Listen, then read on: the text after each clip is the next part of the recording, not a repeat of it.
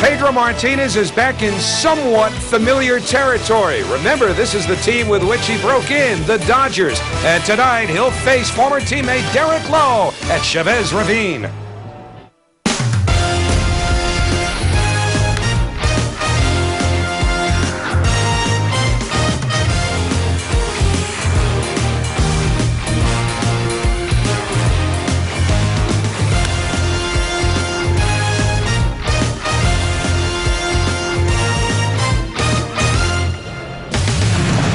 The Mets are in Los Angeles on business, but that doesn't mean there's no time for fun. Ron Darling surfed today and looked great. Bill Webb, that's a problem.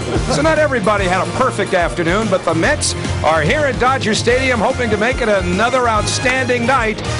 They're all smiles lately around here. Yeah, it's business before the game, but that doesn't mean that you can't be aware of flying objects, as Paul Lo Duca was. And so, for Lo Duca, this is also familiar terrain. And we're glad to have it for you tonight on SNY. It's Game 2 of a 3-game series between the Mets and the Dodgers. Hi again, everyone. I'm Howie Rose, sitting in for Gary Cohen, who continues to recover. Ron Darling joins us as well as the Mets come off of last night's win and look to make it 2 in a row. And boy, did they ever get a lift last night from Alain Soler. They really did. Soler did a great job. He said that he's not pitching just to be in the rotation. That was what he's capable of doing every time out. That's nice to hear. Yeah, a couple of things went especially well. Soler giving them a good start and one of length. And then there was Carlos Delgado, who early delivered the Coors Light cold blast. We'll talk about length, Howie. Carlos Delgado with a couple hits last night. The biggest one, the 2-run homer in the first inning against Brett Tomko. You know, Willie Randolph talked before the game that it's really a cluster of at-bats. It's a few at-bats, a few games, not one game. So he's not out of it yet, but a good sign last night. Pedro Martinez can use some help, basically just in the form of a W. Help if for no one's psyche other than everybody but Pedro. He doesn't seem too bothered by the fact that he hasn't won because he's pitched about as well as you would hope.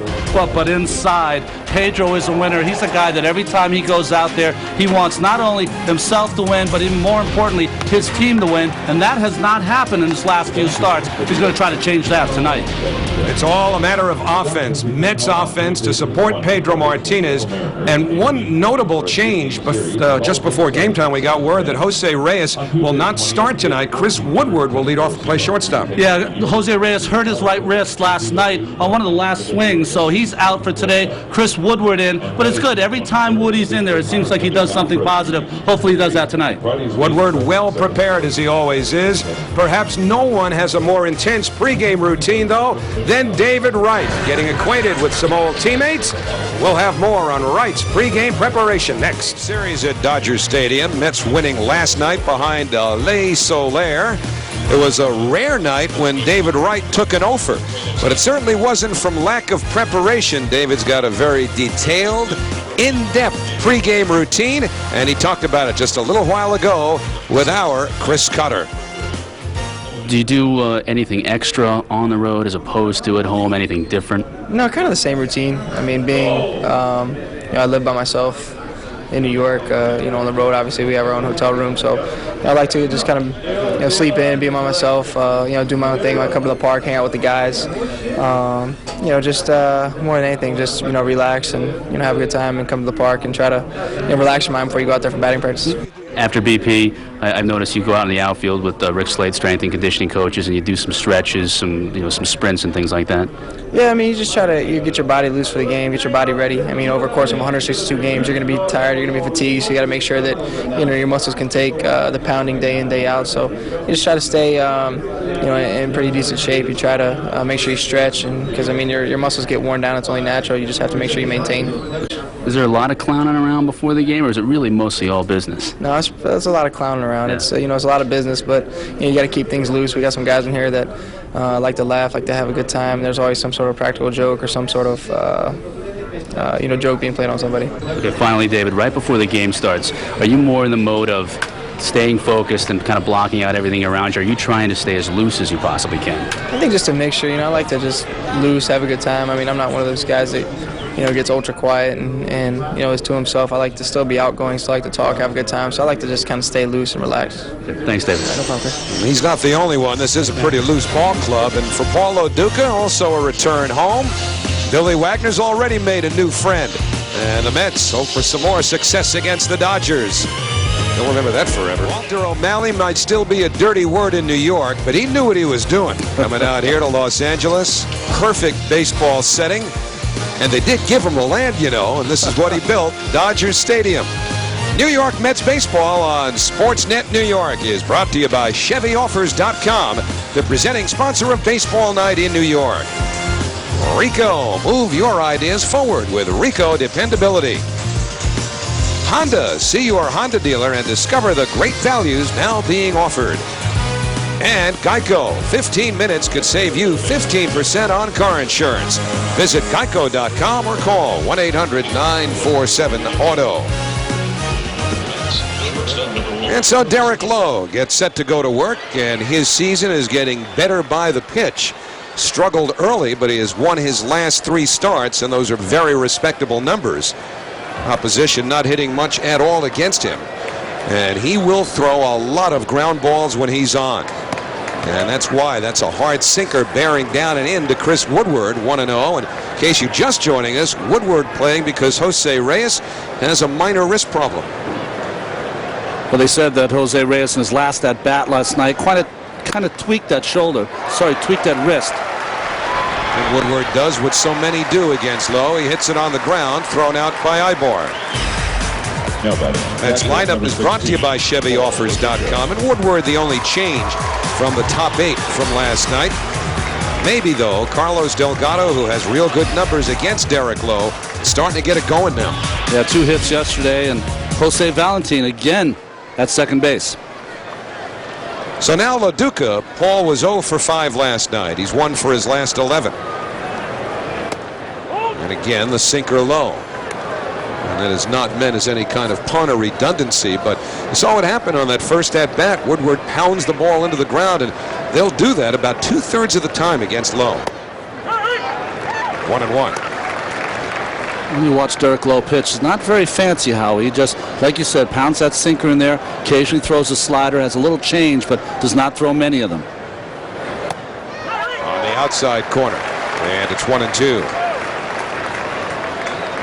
LaDuca has seen Lowe briefly in the past. He's 2 for 8 against him. And LaDuca wastes that outside pitch. And Derek Lowe is the Dodgers' ace. They are 5-0 after a loss when he starts. That's what you want your ace to do. Beltran getting ready. Just getting started here at Dodger Stadium. Winging inside, 2-2. Derek Lowe does not strike a whole lot of batters out. He'll strike out 1 or 4, I guess, every 9 innings or so. And that's why the Dodgers will make some errors behind him, because he's a contact pitcher. Contact pitcher, but usually makes you put the ball in play within the 3, 4, 5 pitch range. So you have to be on your toes if you're going to be playing defense behind Derek Lowe. So look at Pedro with that blank stare getting ready for his start. And the payoff pitch hits slowly. This is going to be a tough play for Ibar. And the throw is dropped. Actually hit LaDuca. Garciaparra couldn't hold on. And that ball stung him on the elbow.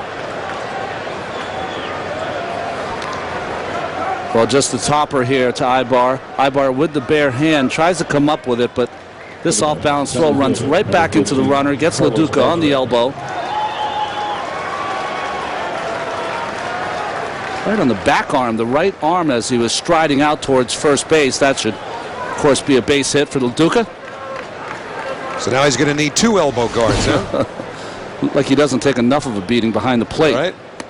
Beltran takes the sinker low. 1 ball, no strikes. Carlos has been on a minor roller coaster the last 10 days or so, despite missing a couple of games because of the bruised knee. 2 balls, no strikes.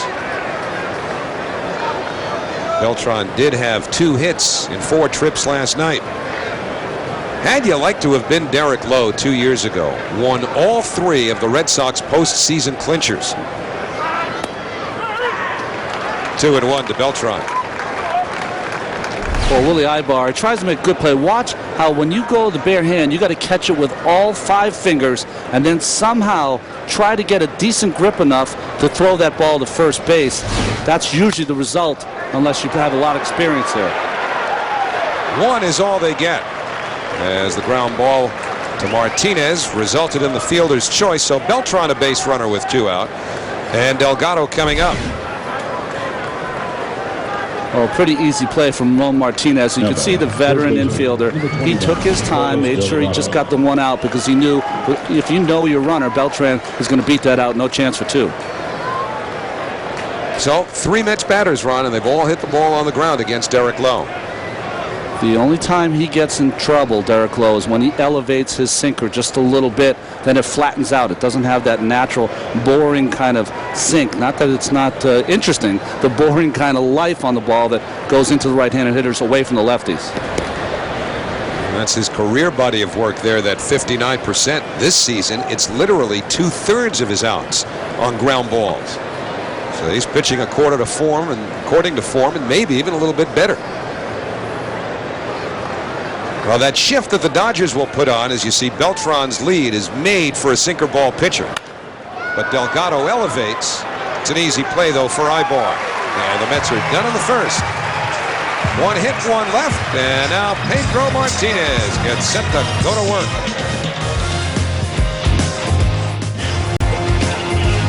You may not find a gondola, but that is Venice, right outside of Los Angeles. Site that Pedro Martinez knows well, although he didn't pitch here all that long. He did break in with the Dodgers, and these are the current day Dodgers. Their lineup brought to you by Rico. Well, Kenny Lofton with that .319 average, really one of the only Dodgers that has done any damage against Pedro Martinez. Matt Kemp in left field, taking over for the other youngster, Andre Ethier, yesterday. And you see that 167 batting average in the lower left corner against Pedro. That's where the opponents hit, and that is the lowest batting average against in the major leagues. Look at that. Lefties, righties, none of them are even near hitting 200 against him. And he's just an amazingly consistent pitcher as Rafael Furcal leads off for the Dodgers. And Pedro's first pitch misses outside, 1-0. Furcal was held hitless last night.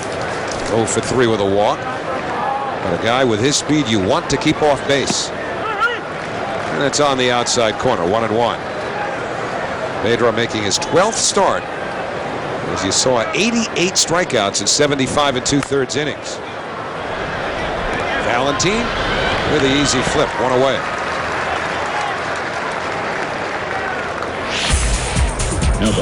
And the Mets defense brought to you by Geico. Geico Mets defense with Woodward, of course, getting the started short for Reyes with that sore wrist. Valentine again at second base. And Lastings Millage getting another start in right field.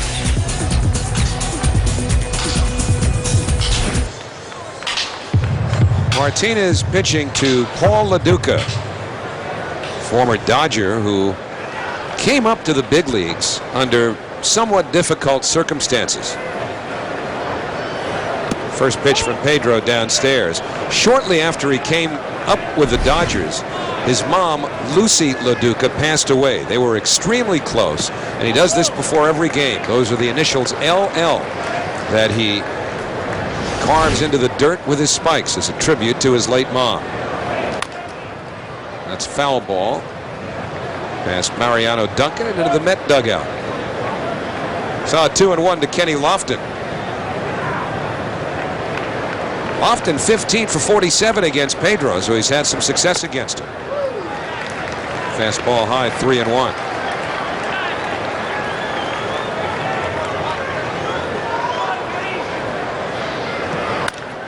That's hit hard and into right field.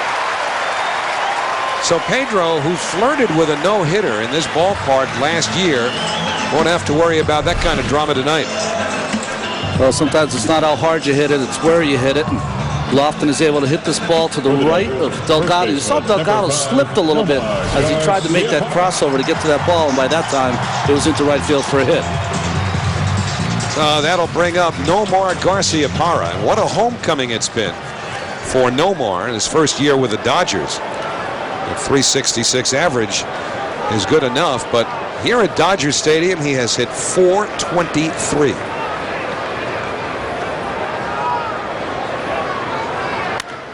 And he hits that one well, left center. Beltran at the wall, gone.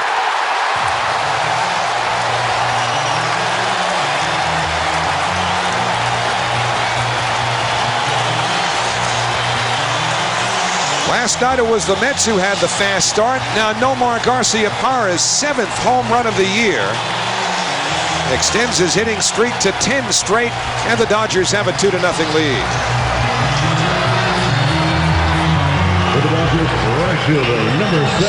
So I'll tell you, Howie, Nomar comes out of the dugout ready to hit. You got to be careful with that first pitch, and if there's only any stat you can look at from Pedro Martinez that where he has struggled a little bit so far this year, that is the 10th home run he's allowed in this season. As first pitch fastball to Garciaparra, he was ready for it and able for it as he hits it over the center field wall. He has ended any doubt there was about whether or not he would A, ever return to good baseball health, and B, be as productive as he was in his best years with the Red Sox. 1-1 to J.D. Drew.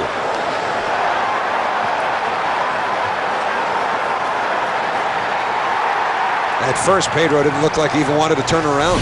I'll tell you, later in my career, once I had given up so many home runs and you knew what they sounded like, never had to turn around anymore. You just look at the umpire, give me a new one. It's 1-2 now to J.D. Drew. Talk about keeping guys healthy and on the field. That's been the challenge for Drew, too.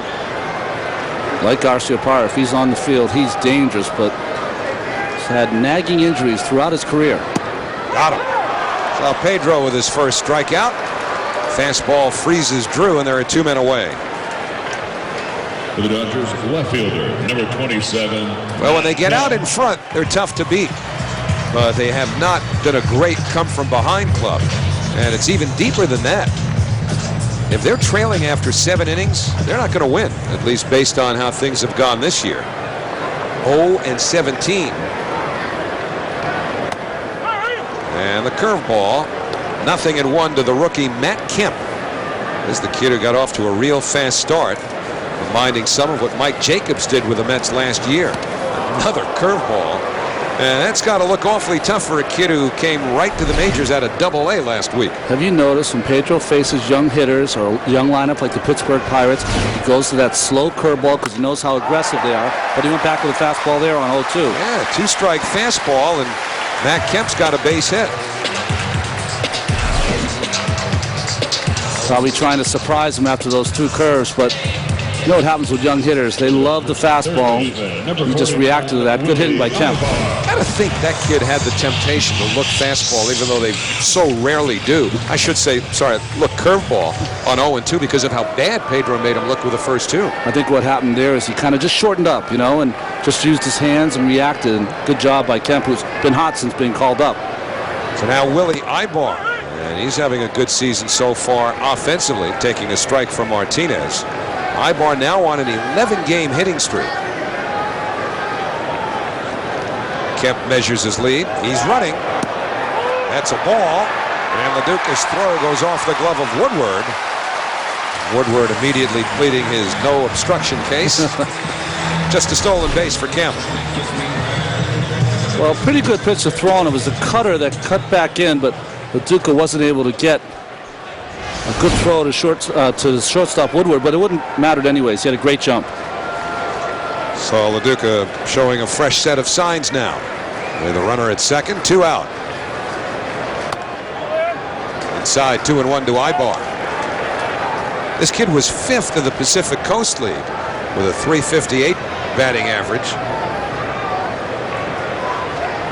The Dodgers, as we mentioned last night, have a ton of injuries. That's popped up, though. Floyd in, and Floyd yields to Beltran. Well, that retires the side. Rough start for Pedro, the 2-run homer by Garciaparra. 1 of 3 hits in the inning, and the Dodgers off to a 2-0 lead in L.A. something I can't relate to. That's where you were all day today, right, Howie? Looking for some muscles. David Wright takes a strike as we start the second. Wright hitless last night, but still 10th in the National League in batting with that .324 mark. And that's line past the diving for Call. And Wright's aboard to start the second. Big turn, and the Mets have their second hit off of Derek Lowe. For the Mets, left fielder, number 30, Cliff Floyd. That'll bring up Floyd. And all that pregame prep that Wright talked about with Chris Carter has paid off already. See, Chris Carter helping the team in many ways. Team effort.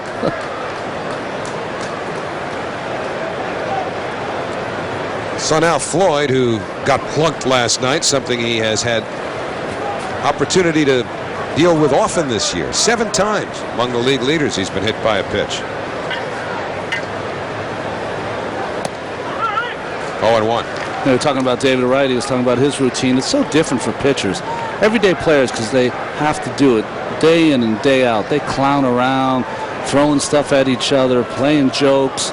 Pitchers, especially the starting pitchers, on their day, it is just usually very, very quiet. Maybe not Lima time, maybe it's not very quiet when Jose Lima was here. But most starting pitchers, I used to love to go into the training room, find a doctor's office, which was behind the training room, and sit there, shut the lights off, get as quiet as you could, get away from the media and people that are in the clubhouse, and just try to concentrate on what you're doing.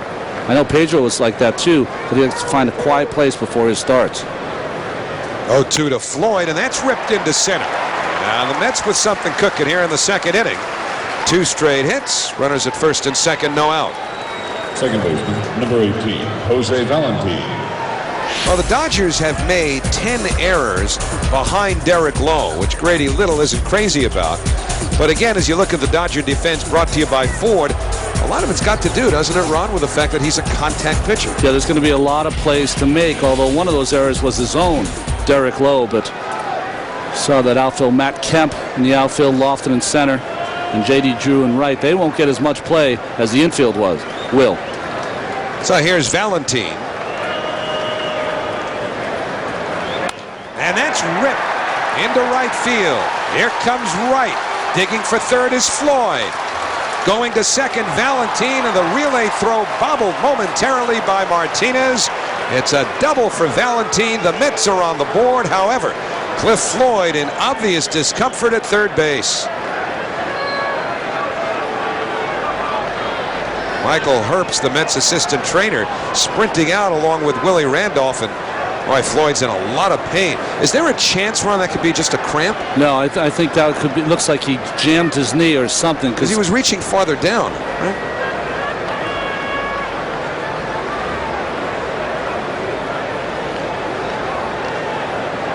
Now the question is, did he hit the bag in an unnatural way? Oh, boy. That's no cramp, that's for sure.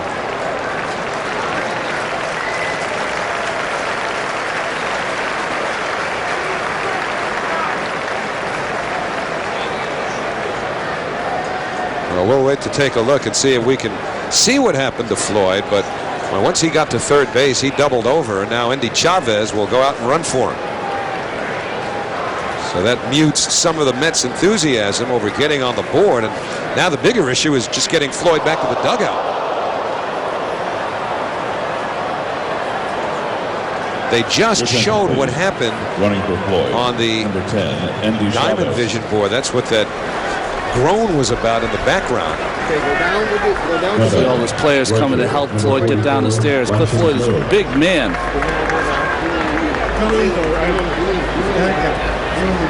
Julio Franco there.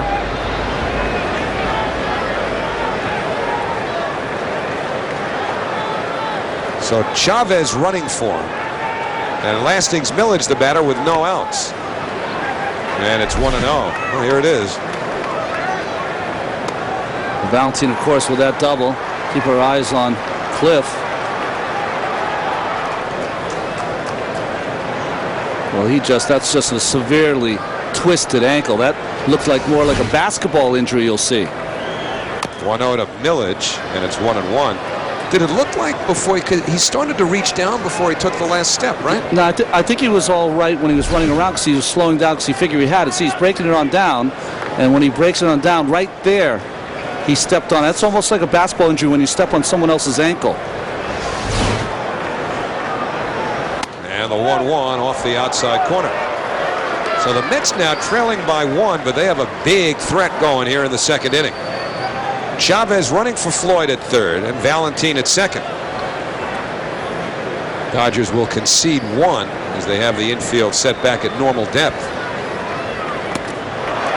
Good movement on that sinker.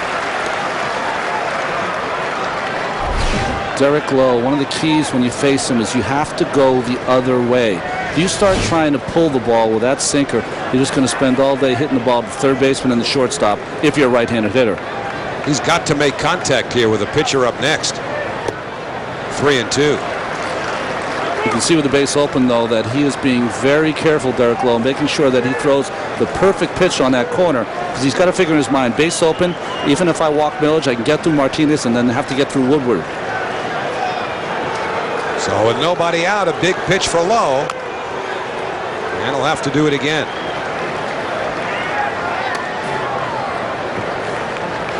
Village, another good night last night. And there you see, anything hit on the ground to the infield, in all likelihood, will score the speedy Chavez from third. Last night's winner, Alay Soler. So again, a payoff pitch. And he'll have to do it once more.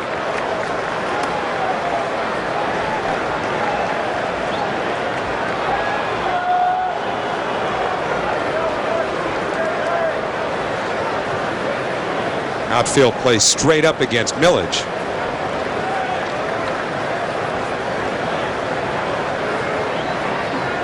And the breaking ball hit foul and hard. And that's why runners take leads in foul territory, just in case Chavez got hit there. Well, so far, Lowe's been hurt with the breaking ball. This one on 3-2, he hangs in the middle of the plate. And Lasting's Millage, nice swing as he kind of comes over the top of that. Cliff Floyd hit a breaking ball for a hit up the middle. Jose Valentin, his double to right field was on a slider also. The payoff pitch, and Millage hanging in. Now there's curveballs and there's curveballs that you hit, right? There are the hangers and then there are the good ones. Yeah, the real good ones, any good hitter will tell you that you're only going to hit a mistake when a pitcher throws a breaking pitch. If he throws his good one, you're not going to hit it. You might be able to follow it off, as Lasting's Millage has been able to do in this at-bat. And he hits that one in the air. Remember, Chavez, great speed at third. Lofton with a catch. Here comes Endy. And Garcia-Parra cuts it off, and the Mets have tied it 2-2. Good at-bat by Lasting's Millage. Outstanding at-bat, falling off some real nasty pitches, and does what you have to do. Make a quality out. If you're going to make it out, make this out to the outfield, get that ball in the air. That was a tough pitch off the plate, and he still went out and got it deep enough. Lofton, of course, does not throw as well as he used to 10 years ago. Who does? But Garcia-Parra cutting that off. Well, now, as Millage delivers the run, the game is tied. Let's see if Pedro tries to bunt the runner up here with 1 out. That's not set in stone. And he does it. He takes outside corner for a strike, 0-1. Pedro only has 2 hits. Why give up the out when you already have a runner in scoring position? You have a guy in scoring position, so I don't think you'd want to do that. Give your pitcher a shot to get a base hit. 0-2. With that swing, is it too late to rethink that? Well, the thing about Derek Lowe is he's not the kind of guy, now he might strike out Pedro, but he's not a strikeout pitcher. So you think that Pedro could make some contact. Willie having some words with Lasting's Millage. And Pedro down on strikes. First strikeout for Lowe, and now it's up to Woodward to try and get that go-ahead run home from second. Chris Woodward.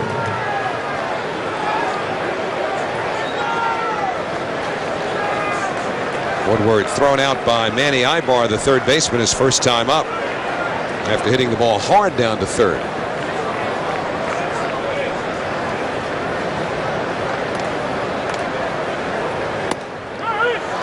Fastball, 0-1. This is Woodward's second start at shortstop. He's the only man other than Jose Reyes to start a game at that position.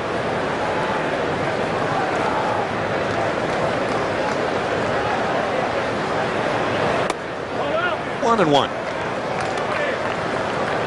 LaDuca waits his turn.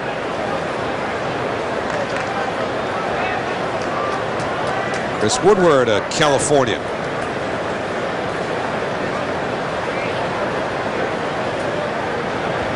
And the breaking ball ripped foul. Woodward is from Covina. Got lots of family with him when the Mets were in San Diego in late April. Where's Covina from here? You know that? Well, I know where West Covina is. It's just down the turnpike on the 10. So I'm thinking Covina's got to be in that area. Only reason I know is Rick Aguilera, an old Met, was from that area, West Covina. So it's east of West Covina. That's right. 2-2 to Woody.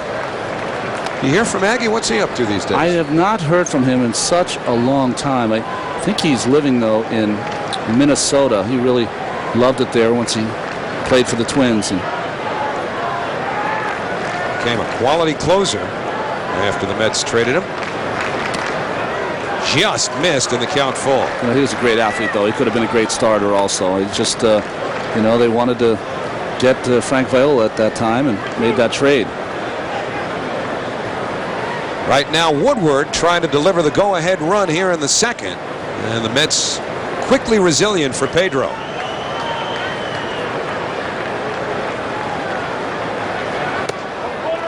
Another good at-bat. So Woodward draws the walk, and now LaDuca will get a chance. Derek Lowe really laboring through this second inning. Really is throwing a lot of pitches. He was getting hurt because he had the ball up in the strike zone. That's the only time he'll really get hurt. The key, if you're taking at bats off Derek Lowe, is got to make him elevate the pitch. If he's around the area, just going to be ground ball after ground ball. Mets have done a good job in this inning. How taxing is it now for Lowe with regard to the third inning, the fourth inning, the fifth? Well, I think it's really taxing because not only are you throwing a lot of pitches, but a lot of pitches in key situations where you're trying to work yourself out of a guy's on base and trying to get quality out here or there, looking for a strikeout when you're a pitcher who doesn't strike out many, as you can see him trying to get some air. Well, this next pitch he throws will be the 27th of this inning. So it's been a struggle. And he misses away again. 2-0. Now he'll get a personal visit from his catcher, Russell Martin. Beltran hoping for an at-bat in this inning. Well, this is what happens sometimes when a rookie catcher comes out to talk to a pitcher in his 10th year. It's, all right, kid. You haven't been here long enough to tell me that I'm in trouble. I know I'm in trouble. I mean, he's just going out there, I would imagine, to buy a little time for him, right? You know what they call that? They call that big leaguing. When you're big league, a young guy. Here's the 2-0. Softly hit for Call. Just does get LaDuca. So the Mets settle for 2. There were 3 hits. A struggle for Lowe, and the Mets have evened it up. That is a very light crowd for a beach in Southern California. Were they charging too much to get on there now? No, June gloom. And Southern California, the June gloom comes in. Well, after you leave the beach, you get ready for a ball game. And Alain Soler not only had a good one last night, but he is being moved along in his assimilation to the major leagues by El Duque. I watched him today. He ran for 40 minutes around, doing laps around the ballpark. No littering now, El Duque, both of you. But that's a great thing to see. Most pitchers don't do long running anymore. They do a lot of explosion, sprint kind of running. But these two came from a tradition in Cuba of some older type baseball techniques. Guys getting their running in between starts. Ramon Martinez takes outside. And by the way, they pick those bottles up on their next lap around the warning track. No, I know. This Ramon Martinez is not the one who's the brother of Pedro. That curveball by Martinez, 1-1. Remember when Pedro came up to the Dodgers, his brother was a very good starting pitcher by the name of Ramon Martinez. 2-1. I think they played together in 1999, maybe 2000 with the Red Sox, both Pedro and Ramon.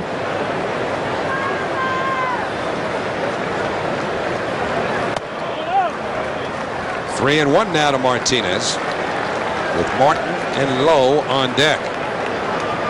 He's been a winner wherever he's gone.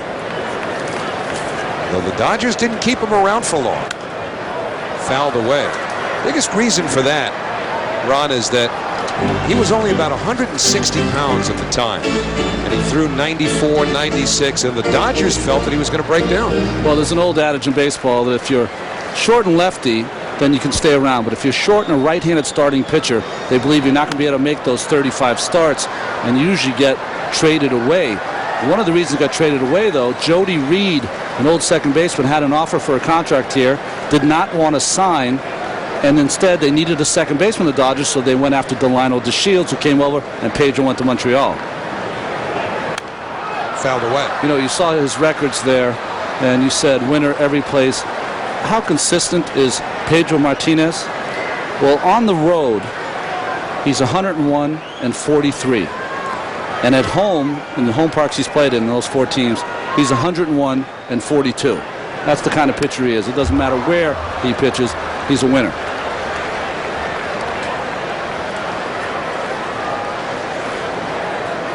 So Pedro working hard to Ramon Martinez, leading off the last of the second.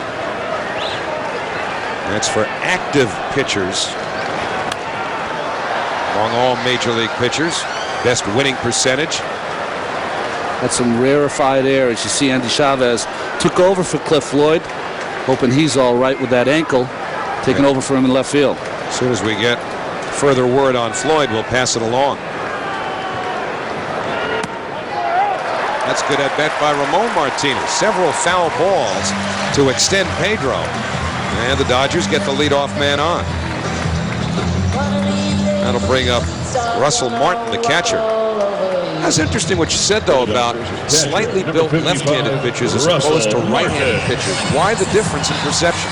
It's funny how they just like their right-handed pitchers built more like Derek Lowe, 6'6", 225 pounds, think they'll be able to take the beating. But it's more so that the left-handers usually are the kind of guys that a little change-up, a little sinker, really not the strikeout kind of pitcher. But you find a small right-handed pitcher who strikes out a lot of guys, throws hard.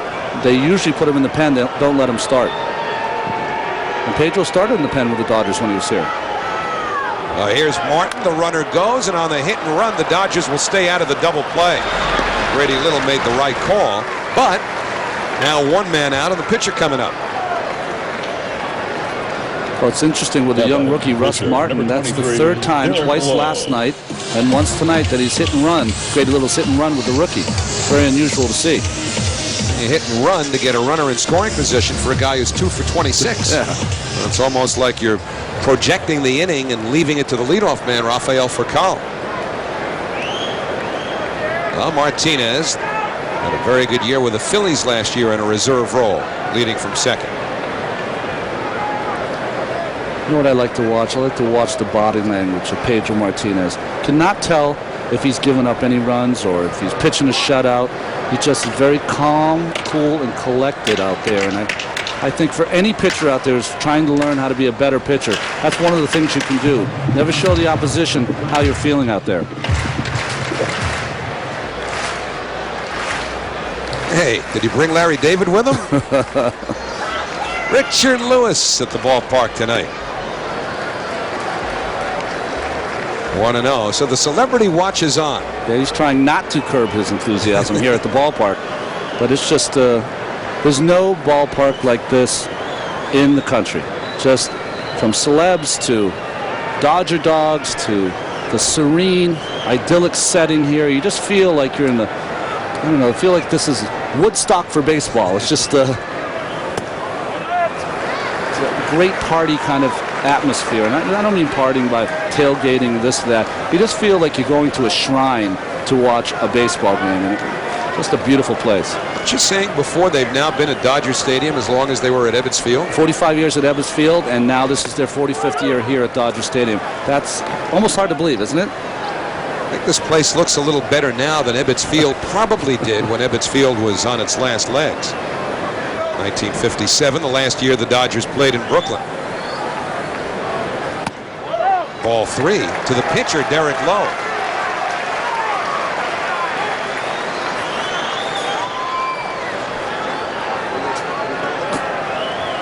Ralph Kiner used to say that's where he hunted for rabbits as a kid.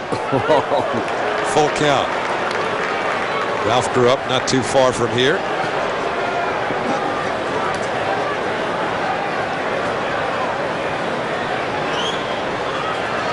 And the payoff pitch to Lowe, and he stays alive.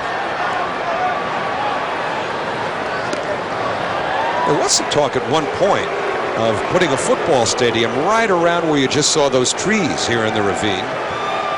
Hard to believe, isn't it? The NFL does not have representation in Los Angeles, California. Yeah, I was going to say the only problem is they don't have a team, but they've tried a lot of different places in Carson, which is south of here. They've thought about putting a football stadium. Payoff pitch to Lowe, and he's gone. So Pedro gets the inside corner. 2 men away. Well, good place to pitch a pitcher. Pitchers usually have slow, long swings, and they can never get to that pitch. Perfect on the corner by Martinez. Well, really, this is the at-bat now that Grady Little set this whole inning around after the walk to Ramon Martinez leading off. As he played hit and run, and that stayed out of the double play and got Martinez to second as Martin grounded out. Lowe couldn't advance the runner, so Martinez in scoring position for Cal. 0-1. Nice cutter there by Martinez. Not only that, Howie, wouldn't you want your young catcher who's never had an at-bat off Martinez to try to maybe work to kind of at least see a few pitches, a fastball and a breaking ball, to try to work for his next at-bats? Makes sense. 0-2. But it really is the illustration, this inning to this point in a nutshell.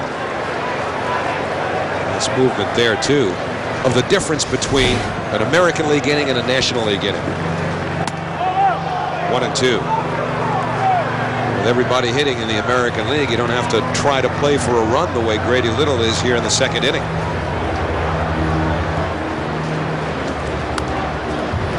Still 1-2 on Cal.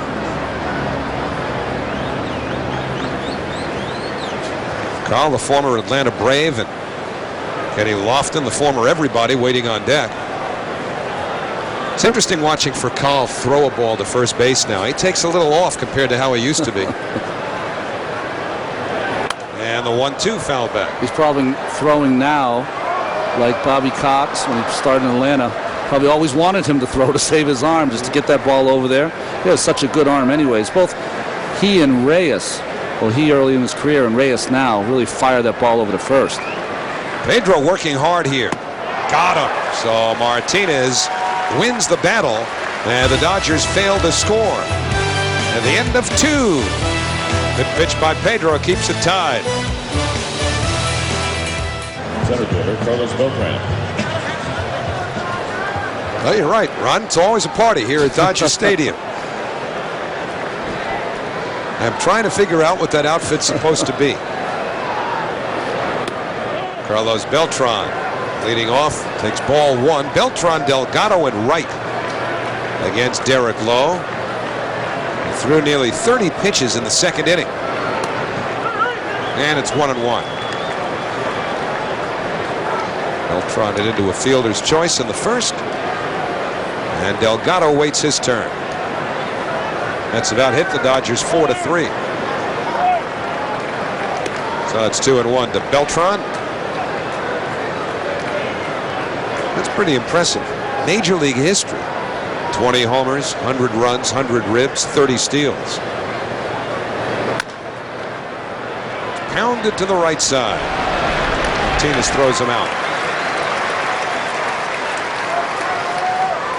So Lowe gets another ground ball, and now Delgado. Delgado popped out to third in the first inning, although really it was to the shortstop area, because once again now the Dodgers will put that overshift on.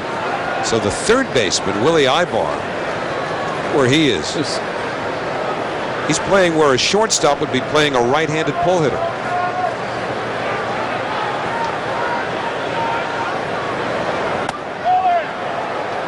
Low to Delgado, 1-0.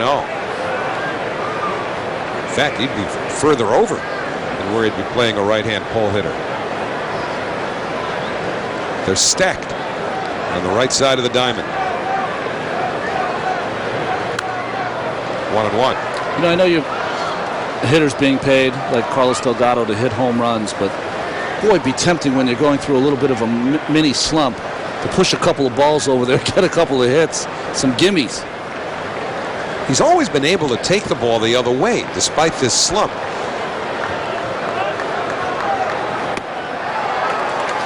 One and two. But for Delgado, taking it to the opposite field comes easier than for Cliff Floyd, for example. So how does Derek Lowe counter it? Fastballs in and slow stuff away that'll make a left-hander pull. Now the thing that Lowe wouldn't want to do here on a 1-2 pitch is throw a fastball on the outside part. That is a pitch that Delgado can go the other way, especially with 2 strikes. Sure. Now Lowe wants to talk to Martin. Yeah, there's no one on base. That's why. Rob Drake, Nomar Garciaparra. Getting acquainted. And the 1-2, fastball away.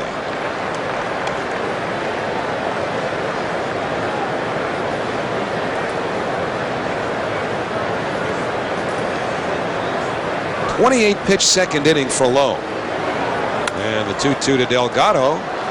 Hit the other way, a foul ball. 28 pitches in the second inning. The most that he has thrown in 3 years in 1 inning. We talked about it before. He really wants you to put the ball in play on the first 3 pitches. Doesn't want to mess around. Just tries to throw that sinker in there. Mets taking some good at bats though. That ball running in on him, and he still cranks it, but foul.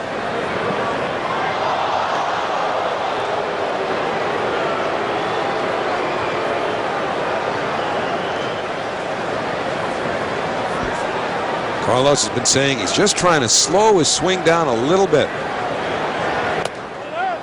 Full count. Sometimes a hitter goes into a slump, and I guess they're thinking tired bat, but he thinks he's just been a little over anxious. Yeah, Willie Randolph was talking about it before the game, saying that like most hitters, he's jumping at the ball, pulling out that front shoulder, and trying to stay closed against Derek Lowe's Carlos Delgado.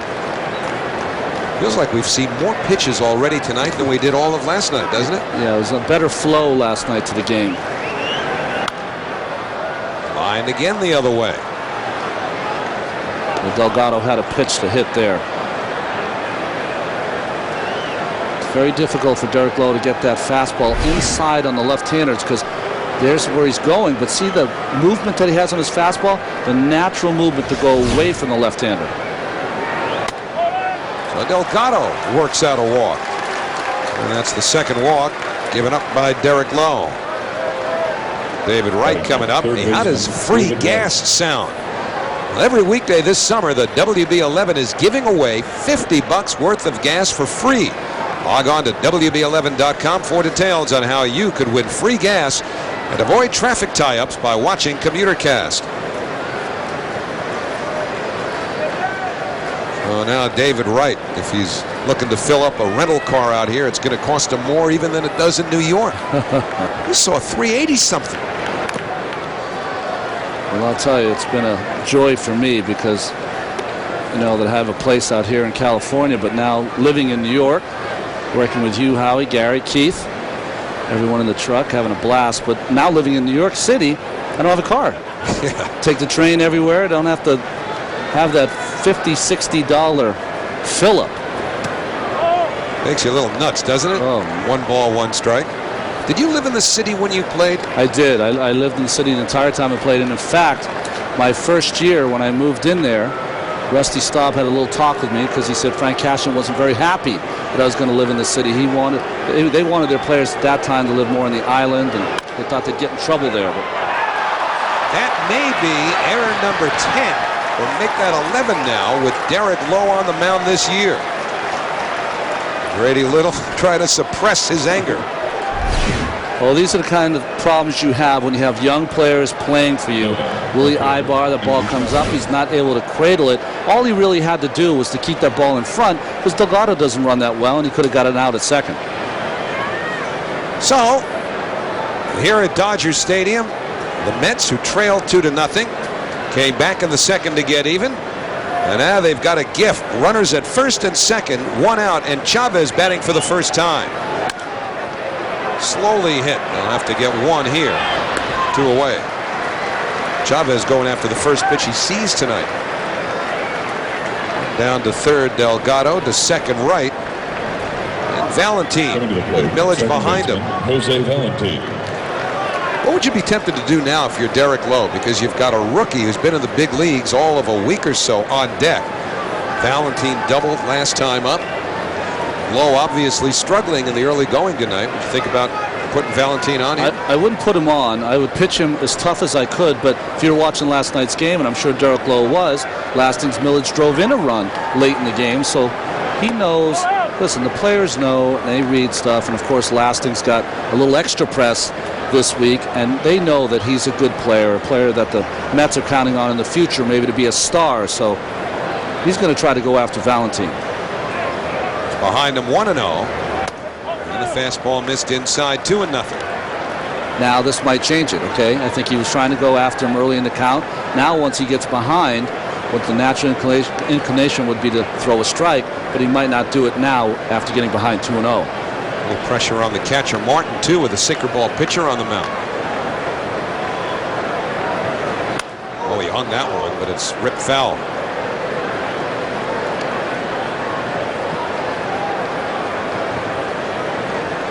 Well, he tends to muscle up in these spots.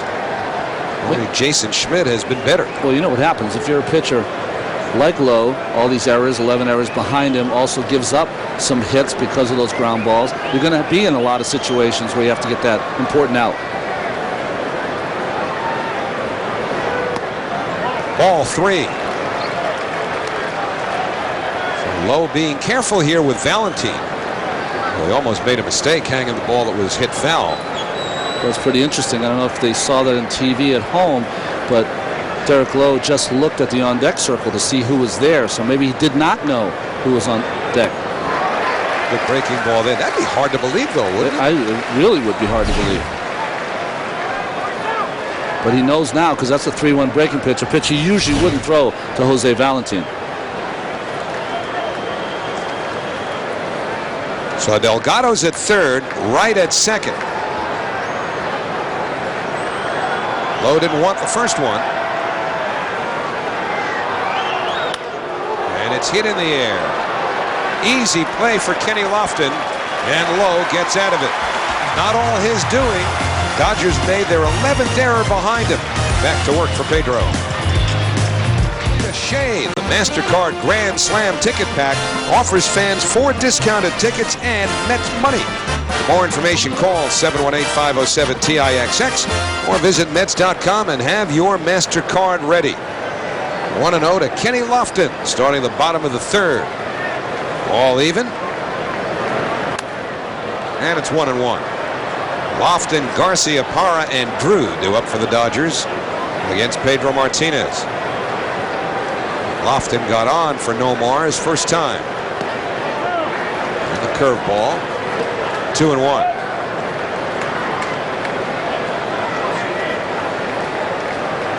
Pedro's tempo seems a little slower tonight.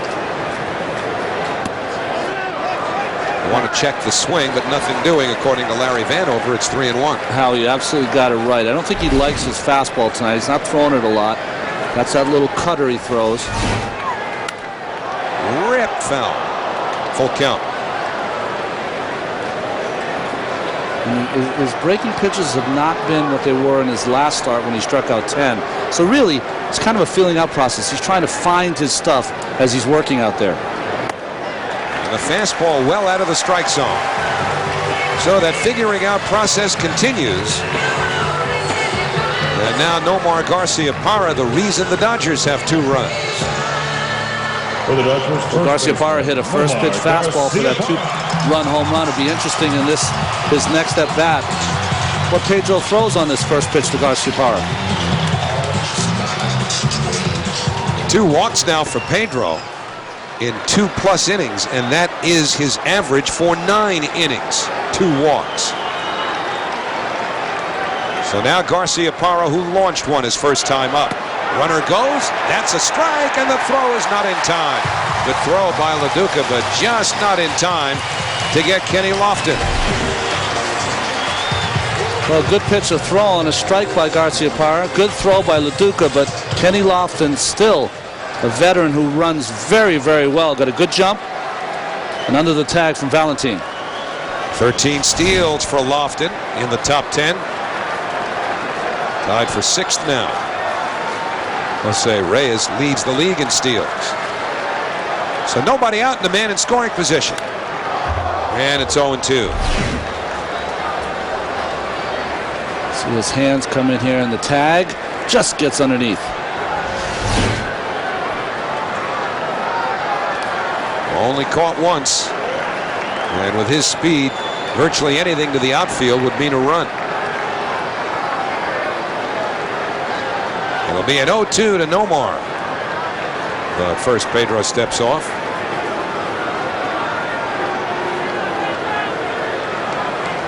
What's he doing there exactly? I don't know what he's doing right there. I wonder if he thought that Woodward wasn't near paying enough attention to Lofton. Curveball hit weakly. When he pointed to his eyes, does that mean stay alert on the runner? Well, I don't think so. I think that what he was trying to say to Lofton, because Pedro does a lot of different things, he was saying that to Lofton. It wasn't to his infield. He's saying, I'm watching you. So, don't think you're going to get a jump and still third. I'm watching you. That is Pedro, isn't it? Only Pedro can do that in the game.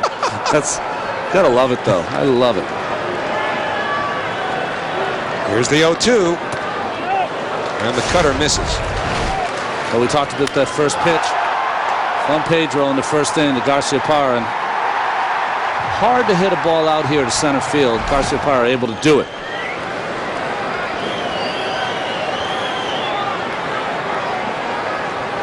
And the 1-2 outside.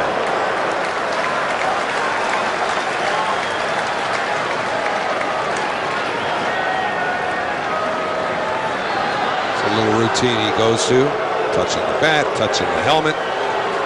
Not nearly as slow as some others, though.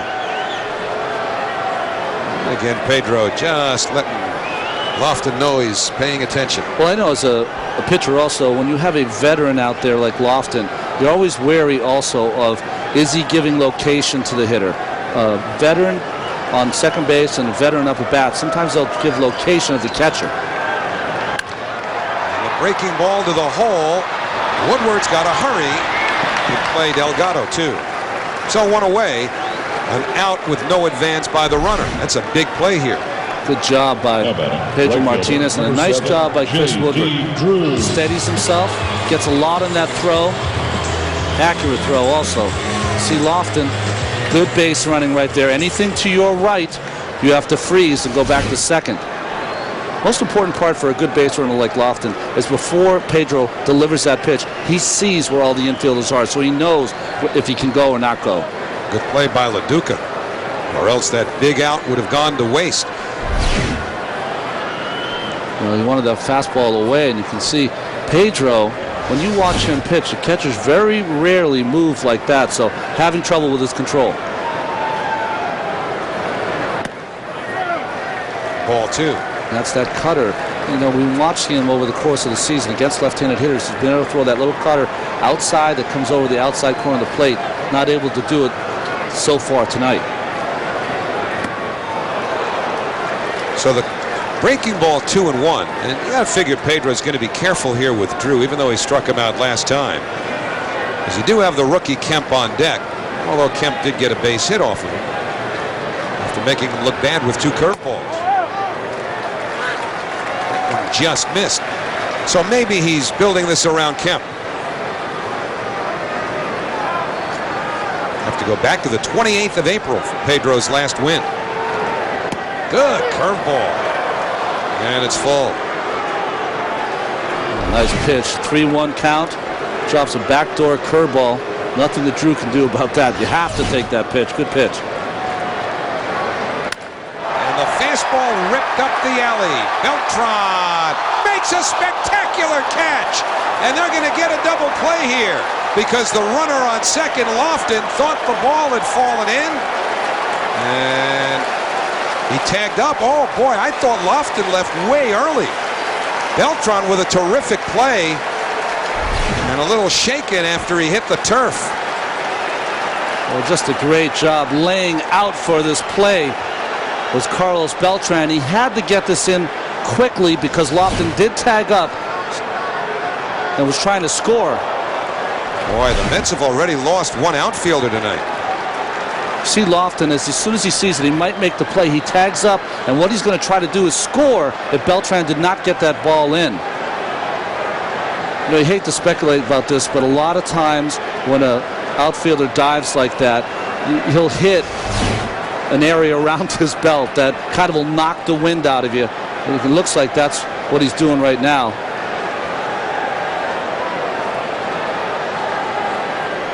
Well, Cliff Floyd left the game with an apparent ankle injury in the second inning. And now Beltran being attended to by trainer Michael Herbst.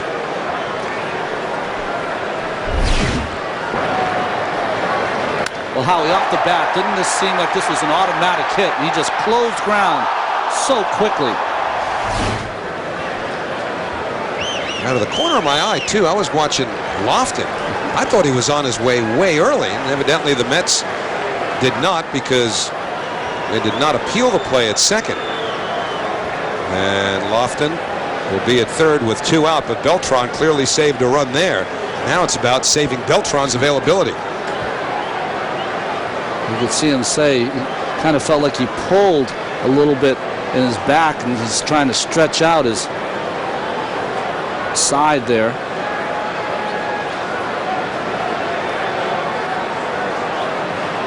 He's had a lot of issues already this year, Beltran, between the groin.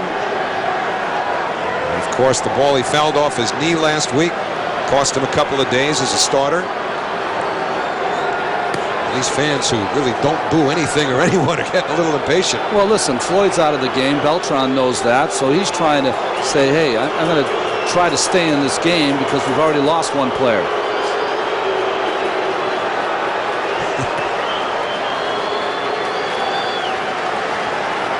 Well, it looks like Beltran will be all right, at least as far as staying in the game is concerned.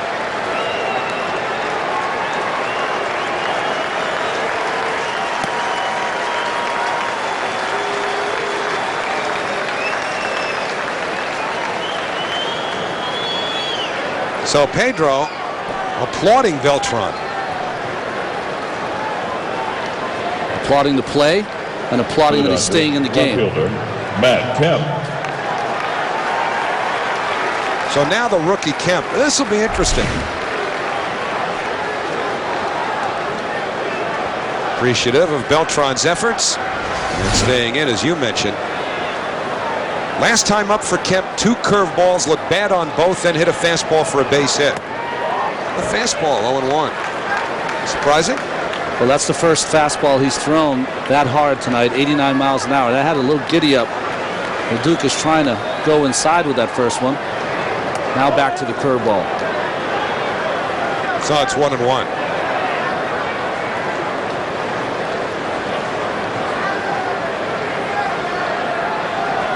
Another curveball.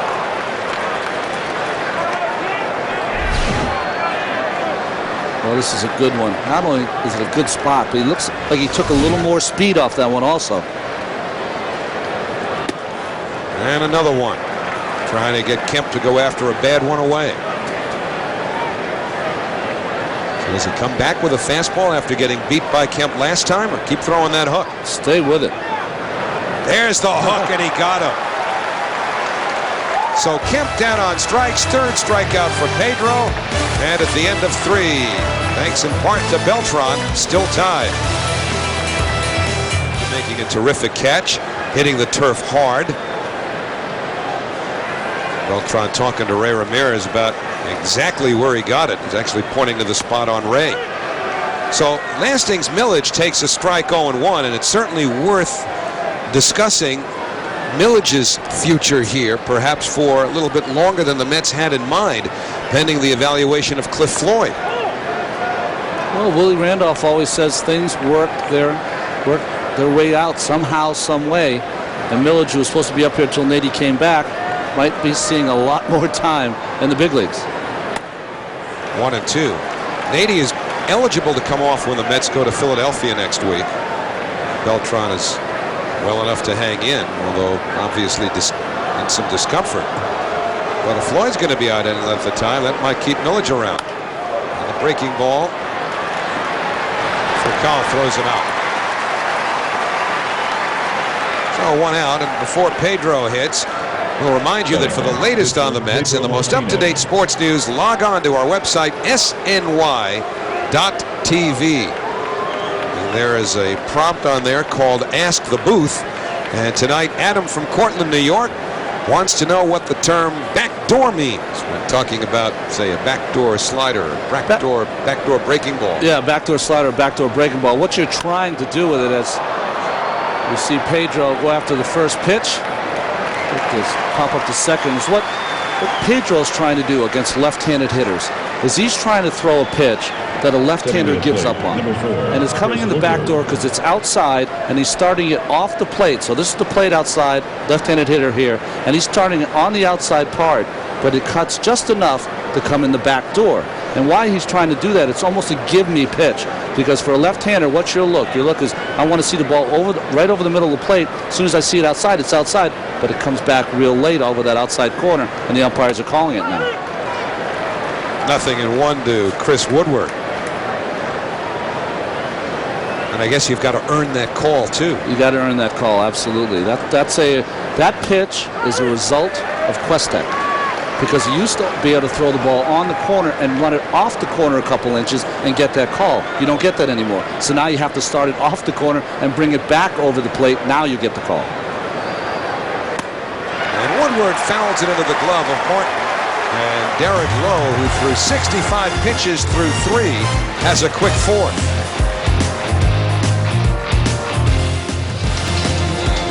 See where those people are walking in and out of? That's actually the upper deck. One of the unique things about Dodger Stadium, you walk in on the level at which you sit. Just as they've been doing now since 1962.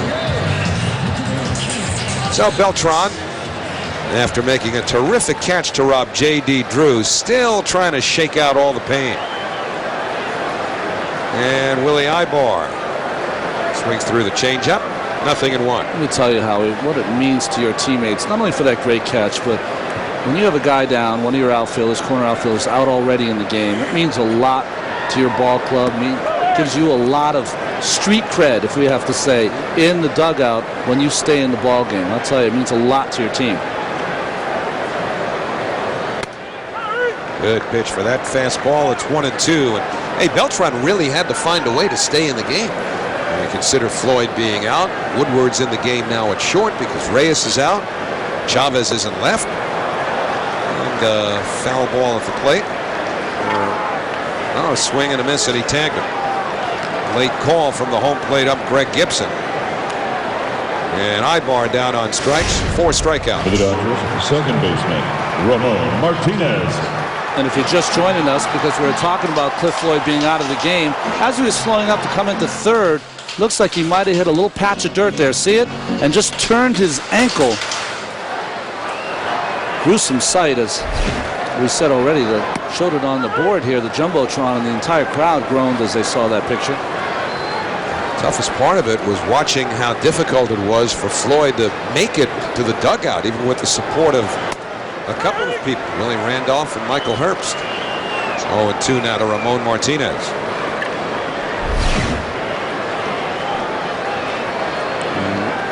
He can't put any weight at all on that ankle. And Chavez in Floyd's spot in left field puts it away. Let's get an update right now with Chris Cotter. Chris? Hey, Howie, as bad as that looked with Cliff Floyd being helped off the field, there's actually some good news coming out of the Mets clubhouse, and that is that Cliff Floyd had x-rays. They were negative. It's a sprained left ankle, and he's obviously day-to-day, but also some news on Jose Reyes. He also had negative x-rays on his right wrist. That is also being described as a sprain. He, too, will be day-to-day. And a breaking ball to Russell Martin, 1-0. So the Mets right now assuming that Reyes is unavailable, and that's certainly an assumption. 2 balls and no strikes. Are down to Castro, Franco, and Matsui as available position players off the bench for Willie. hit well to center, forcing Beltran to run and look and play the carom. He may have a play here. Martin digging for second, but it's cut off, and Martin's in with a double.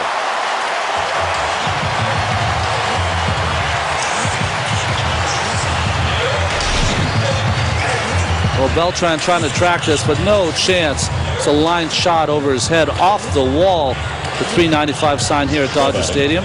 Nice play by Beltran. Plays it off the wall, and Martin has the turn on his speed. Runs pretty well for a catcher. Valentine saw the arc of that throw from Beltran, deciding to cut it off, recognizing that Martin would be in there anyway. So Pedro, by not getting the number 8 batter, gives the Dodgers now a chance to clear their pitcher.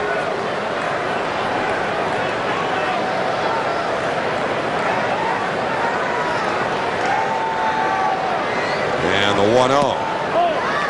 2 balls and no strikes. So it's up to Lowe to break a Dodger trend over the first little while of this series. Tonight 0 for 6 in the series, 0 for 10 with men in scoring position. That's not Pedro right there. Pedro's just struggling with his control. He went 3-1 on Derek Lowe before. LaDuca coming out just to give him a breather, and Martinez knows what he's got to do. He's just really not fighting himself. He's just trying to find that arm slot, trying to find how he can throw a strike. You watch LaDuca set up inside, he throws it out. See LaDuca set up outside, he throws it in. So just hasn't been able to hit his spot so far. Right down the middle to Derek Lowe, 3-1.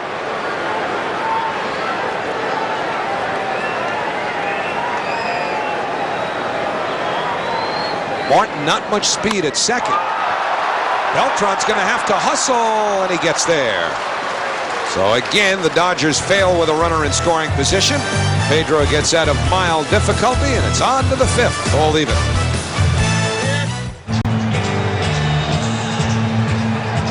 Two to 2 as we head to the 5th inning. Jane Seymour Leading out the 5th inning. the game tonight. Paul LaDuca.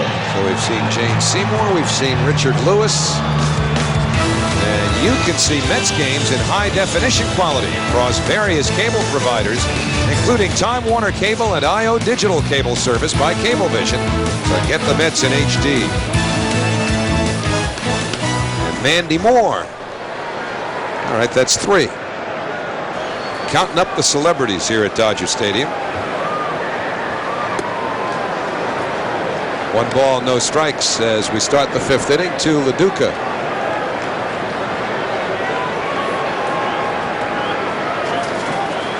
LaDuca 1 out of 2. And the sinker nicks the inside corner.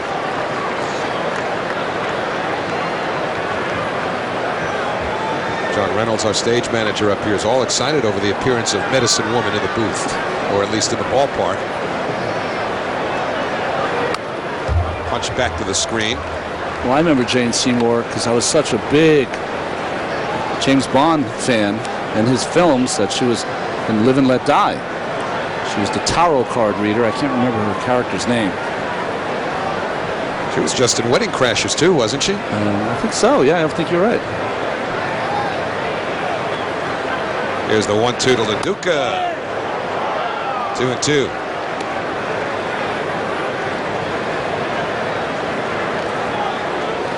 Beltran now have his first plate appearance since that great catch.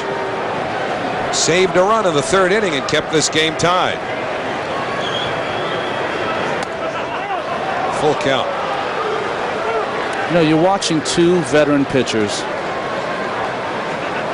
real solid pitchers. Of course, Pedro, future Hall of Famer, but they both have not had their great stuff. They're trying to find it, but you know what it is? It's 2-2. That shows you how good they are, that they don't get frustrated and start giving up runs. They fight tooth and nail. Great play by Lowe on a smash by LaDuca.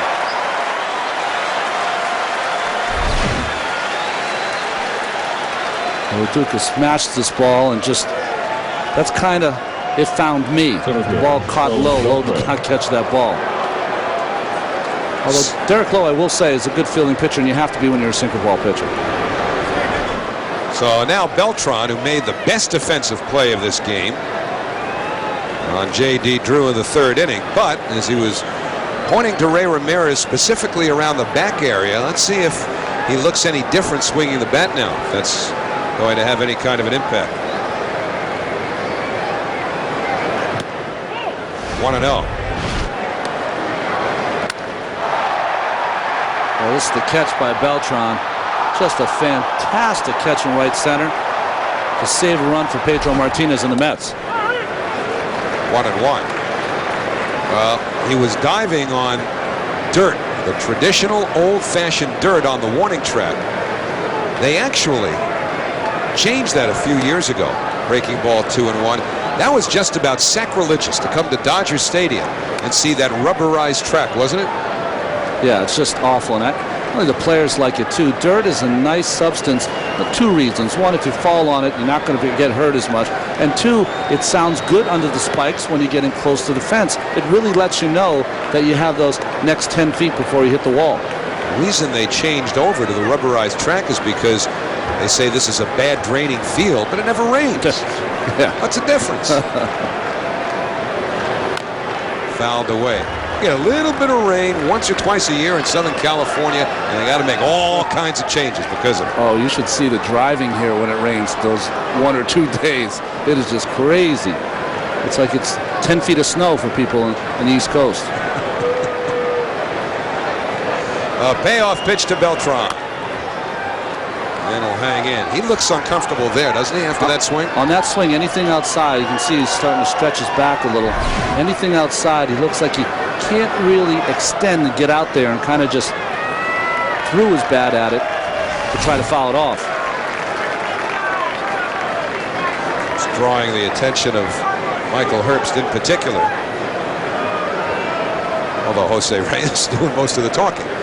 About what? We can only speculate. Well, he got that X-ray, but he doesn't have any bandage or anything on his right wrist. That just says that maybe just has a slight sprain. Which leads us to believe that he might very well be available to pinch hit later on. Well, Beltran works out a walk. We have seen a lot of deep counts and good at-bats over the first half of this game. Now batting, first baseman Carlos Delgado. That is the third walk issued by Derek Lowe. And the Hyundai in-game box score shows you the runs driven in by the bottom of the order, Valentin and Milic. Those 3 walks among the top 4 hitters. Milic with that sacrifice fly to center and a great at-bat. Well, now Delgado fouled to third and drew a walk. Again, they'll stack the right side against him as Beltran forced to do something he didn't want to do. Have to make a quick turn and go back to the bag. Carlos now with 385 lifetime home runs. Tied a guy that you faced in the 1986 World Series last night, Dwight Evans. Sorry to bring that up. He hit some bullets off me in that series. I think he only had 1 hit, but he was on me the entire 3 starts I had against the Red Sox. 1-0 now to Delgado.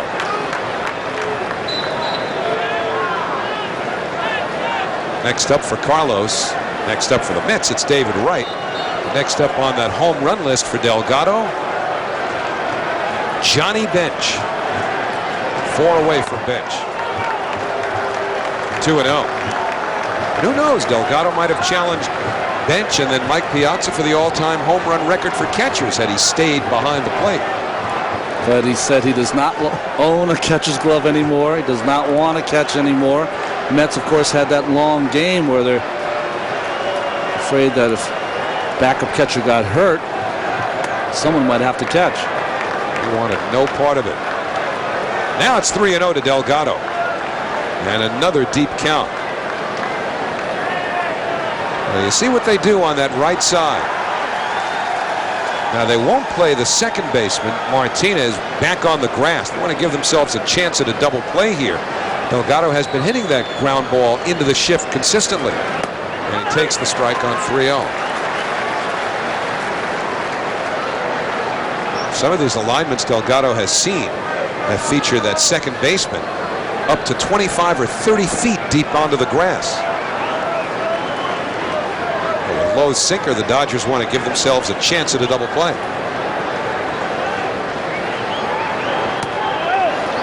Ball 4. So now 2 straight walks by Lowe, and he looks frustrated. Well, you see the Dodger pitching coach, Rick Honeycutt, is going to try to go out there and talk to Lowe, try to take away some of that frustration.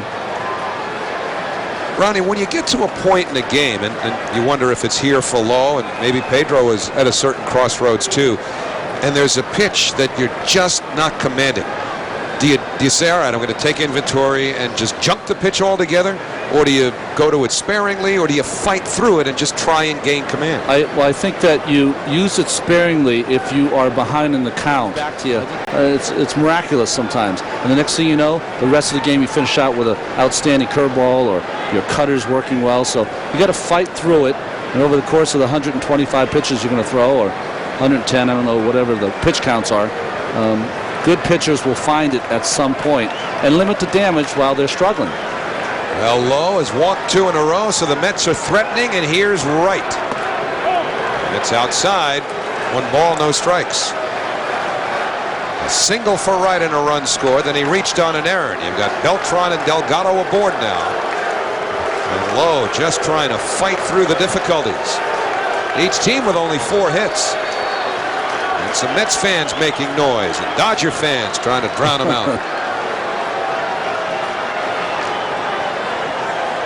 Real nice crowd here at Dodger Stadium. They do show up late, though. And some trouble getting together. And Lowe and Martin will chat. It just seems right now that Lowe and Martin are just struggling to get something together with the runner on second base. Probably changing the sign there to first sign or second sign or sign after 2. It's different ways that each pitcher uses with a catcher. It'll be a 1-0. And that's outside. 2 balls, no strikes. We'll see with Lowe, when he follows through, when he's struggling, he kind of cuts off his pitches, which means he's throwing it and his body's moving towards first. He's more effective if he can get that tall 6'6" body moving towards home plate. Good spot here for Wright on 2-0. Good late movement on the sinker there. 2-1. Well, that's a perfect pitch. That ball started off the corner, came back over the outside corner. Lowe is a specialist at the double play grounder, but the Mets have hit into fewer double plays on the ground than any team in the majors. Beltran thinking about taking that third base bag, but Lowe is aware of it. Mets do have a lot of guys who hit the ball in the air. David, though, will hit ground balls, and he is a double play candidate. And Lowe desperately wanting to get David to pound that sinker into the ground here, try and get the Dodgers out of the inning. He's got the ground ball, and it hit the runner. Carlos Beltran is out. You'll see that once every year or 5. Wow. And you say to yourself, how can Beltran get hit by that ball? Well, what happens is when you're running on second, what you're trying to do is shield the infielder. See him? He's trying to not only get past this ball, but at the same time trying to get it so he kind of sabotages the shortstop so he can't see it. Although I'd have to say there that Beltran, that ball was hit so hard it just beat him. Well, what Grady Little is trying to argue that if he didn't get hit by that ball, there would have been a double play, but he certainly can't assume that he would have made the play. Absolutely not. That's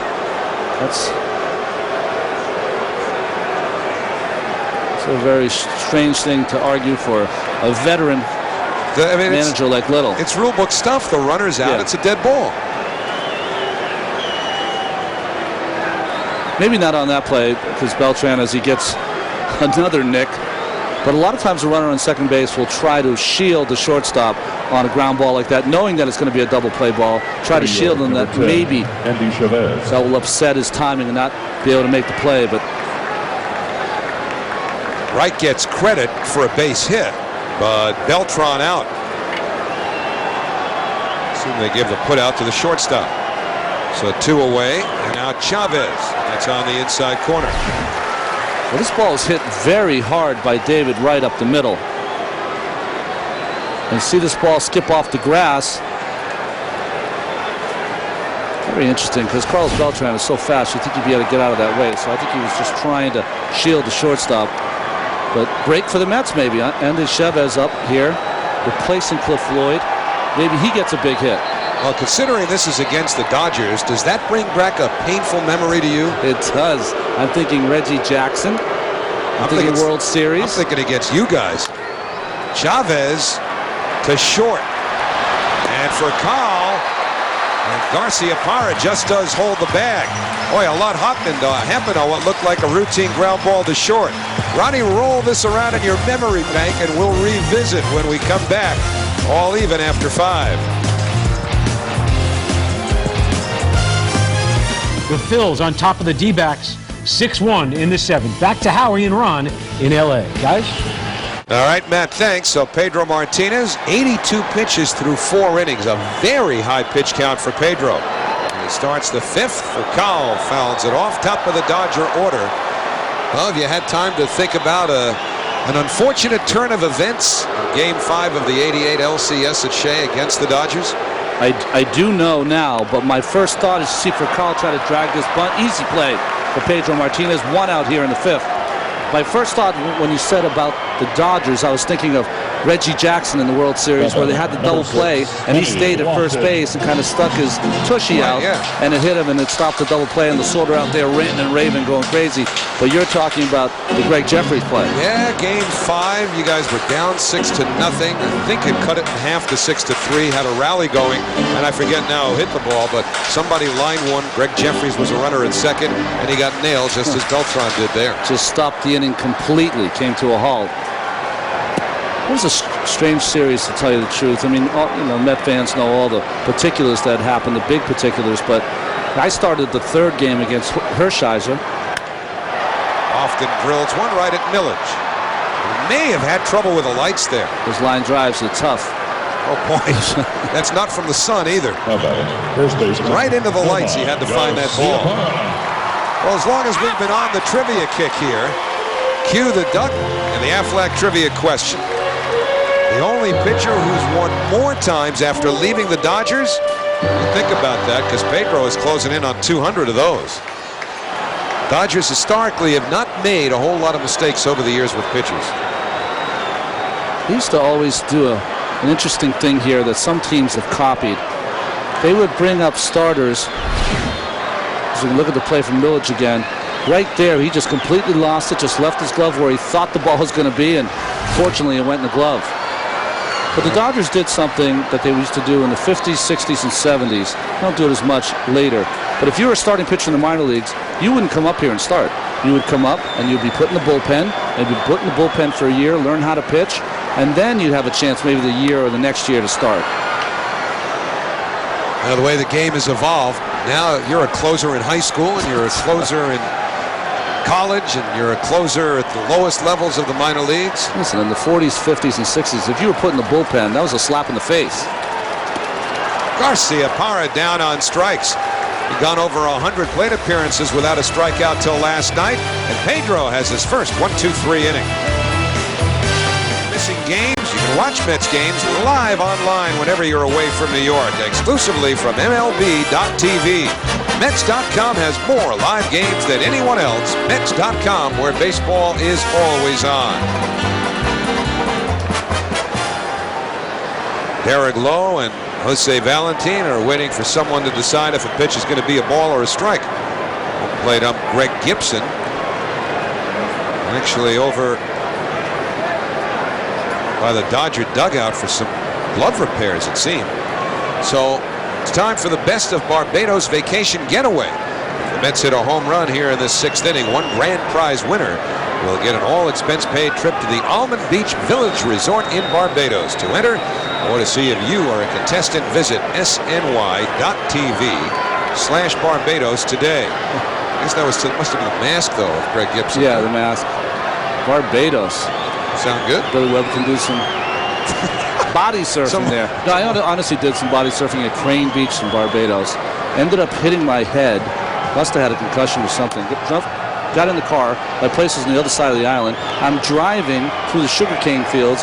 Next thing I know, I have no idea where I am. Ended up having to sleep there overnight because my brain just was not working. I must have, had a concussion or something. How long it take to get it back? Not till I got back to the States. Awful. Well, there's going to be a delay here because Greg Gibson's going to need a new mask. The one the Dodgers trainer was working on was beyond repair. With all the travel we've talked about tonight, there's more to come for the Mets. Our Jeep upcoming schedule features one more here in Los Angeles. Real shame, isn't it? The only series of the year for the Mets in L.A. And then 4 games in Phoenix against the Diamondbacks. Now, what does this do to a pitcher's mindset? Eric Lowe is all set to start the inning. The umpire's got a bad mask, and he has no idea now when he's going to throw his first pitch. Yeah, this is not good. You don't like to see this happen, but he's been struggling. It might be a chance for him to get some extra tosses in, try to work on something while he's waiting for Gibson. But I know starting pitchers like to have a tempo kind of working in. Well, Gibson's got his mask. But he doesn't have one of those fancy ones. Now he's got an old school. All right, we'll go back to the Aflac trivia question. Talked about Pedro winning 192 since leaving the Dodgers. You've got to go back a long time to find the only man who won more than Pedro since leaving, and Bobo Newsom. What a great name. And a whole bunch of them for the old St. Louis Browns, who became the Baltimore Orioles. So all even at 6, and it'll be the bottom third of the Mets batting order against Derek Lowe, starting with Valentine. 0-1. Hey, speaking of the Browns, whenever I hear St. Louis Browns, I think of Arthur Richmond, former Met traveling secretary, who is probably the biggest St. Louis Browns fan ever. Valentine takes a strike, and we have to send our best wishes out to Arthur, who suffered a heart attack recently and is recuperating now. He's a traveling secretary with the Mets when I first came up, and just one of the great guys. He used to invite me as Valentine strikes out up low on a breaking ball down and in. He used to invite me to dinner and take me out to different places in New York. And his brother Milton was still alive then, who was a great sports writer. I'll bet you the words hot toddy never came up when you were with Arthur. Hot toddy came up daily, I'll tell you, hot toddy. But he was great. He used to tell the stories of riding with the team on the trains then, as the teams traveled on trains. I don't think Lastings Millage at age 21 could relate to that. But Millage making an impact his first week plus in the majors. And as we send our very best for a speedy recovery to Arthur Richmond, we of course reiterate those sentiments to Gary Cohen. No balls and 2 strikes, who told us today he stayed up to watch the entire game last night, as if that's some kind of an upset. And it's almost midnight in New York. Millage hits it slowly, but Furcal gets a great jump and throws him out. And here we are tied in the 6th inning, and it's almost midnight in New York, and I bet you Gary's got another 3 hours of TV ahead of him tonight if need be. Probably his wife Lynn too, because she's a big Mets fan, you know. She's a big Mets fan, but I know she's probably trying to take care of him. That means, come on, Gary, let's go. Let's get some sleep. We got to get you healed. Yeah, you mean, come on, Gary, get back to work. Get out of the house. That's right. Pedro running up to bunt. It's 0-1. Gary, the show is just not the same without you.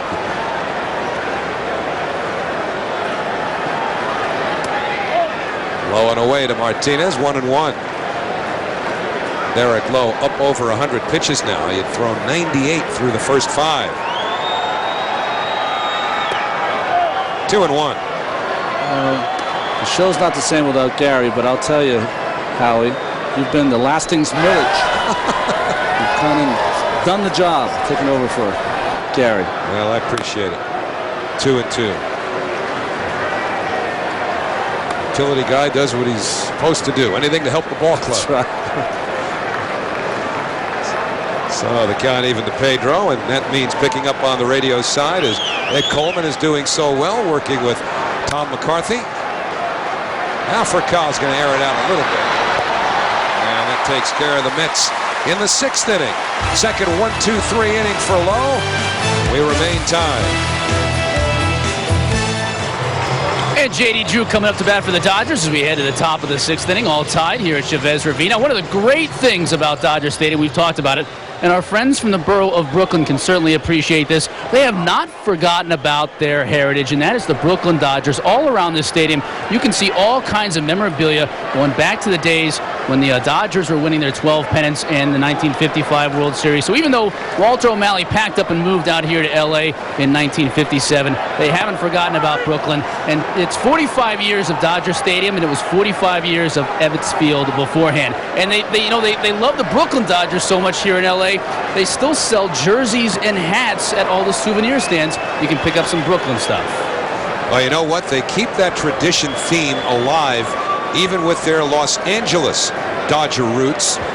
Going back to 1958 as J.D. Drew now behind in the count 1-2. You know what's great about this, Ronnie? Walking around on the field before the game, and there's Don Newcomb, there's Sweet Lou Johnson.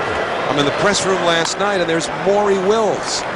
It's like being in a museum. It really is. It's amazing. And I think it's such a great thing as you see Don Newcomb, the wonderfully dressed former old pitcher. He was telling me a story about when he used to face Stan Musial. He said he hit about 450 off him. Stan hit a double off and went to second. He told him, walked out there, and he told him the next time he's going to throw his shoe at him because he knows he can't throw the ball by him. Base hit for J.D. Drew to start the bottom of the 6th. And Don Newcomb was a great hitting pitcher. Well, he serves in the capacity of community relations here, but all the players from both teams love to see him and say hello. And I'll tell you what, he serves a lot more than a ceremonial role in the Dodgers front office, because he went through some difficult times relative to alcoholism some years back, and he works on behalf of the Dodgers, speaking to kids from outside the organization, just, school kids and people in the community, as well as young Dodger prospects, about the dangers that await a player once they become not even a major leaguer, but just a professional ball player.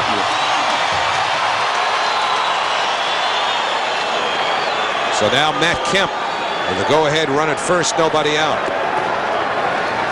Breaking ball, 1-0. Breaking balls are what got Kemp last time. They did. And honestly had him the first time, but Pedro chose to throw an 0-2 fastball that could not sneak by Matt Kemp. Kemp 1 out of 2. The hits in the game even at 5. Hit well. Back goes Chavez. And it's gone. A home run for Matt Kemp. He's been in the big leagues about 5 minutes, and that's his 4th home run. And the Dodgers lead it 4-2. And again, it's the gopher ball that bites Pedro Martinez.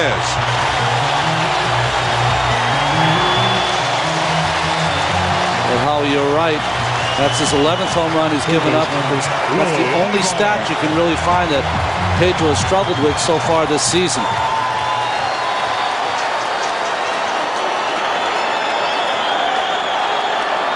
So the Dodgers regained the 2-run lead that they had in the first inning. Millage was playing deep, and he has to play it on a hop. Base hit for Ibar. And that's 3 straight hits to start the 6th inning against Pedro. Well, Pedro was trying to come inside. He did get it inside, but as we saw in the 0-2 fastball that Kemp had hit his first time up, very quick in there as he has that ability to pull in his arms and hit it. And look at the reaction from Pedro Martinez. Very rarely see that when he's on the mound. So Matt Kemp, who was the first Dodger ever to hit 3 homers in his first 7 days in the major leagues, now has 4 in his first 9.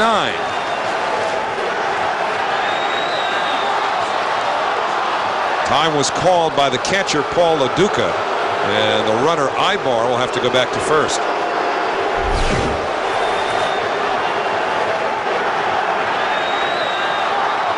Emphatic call by Greg Gibson supporting that. You like to see that by Gibson. Except he was pointing down. He called time emphatically, and then he said, "Hey, it's Leduc called time. It's not me. It's him, not me." But at least he made the call and didn't leave everybody wondering. You're right. You're right about that. On the outside corner, 0-1. Yeah, he did kind of take the load off his own shoulders, didn't he? Letting everyone know.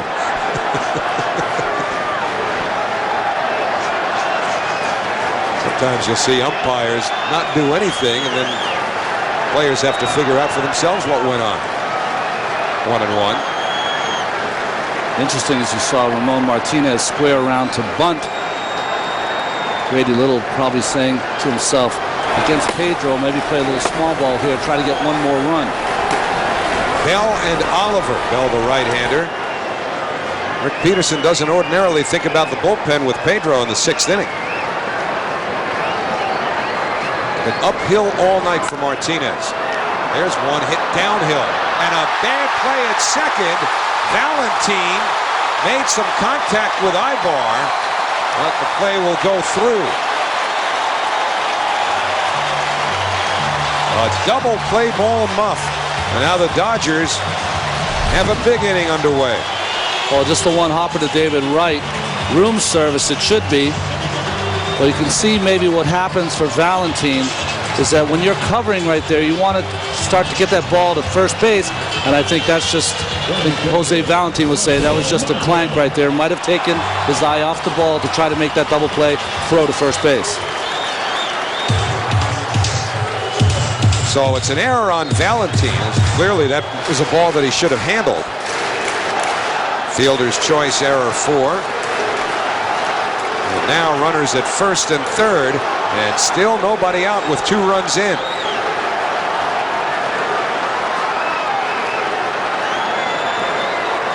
Martin 1 for 2. And the curveball for a strike.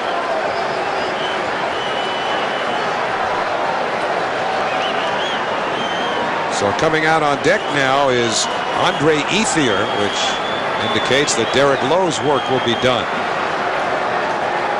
Mets are back at short and second.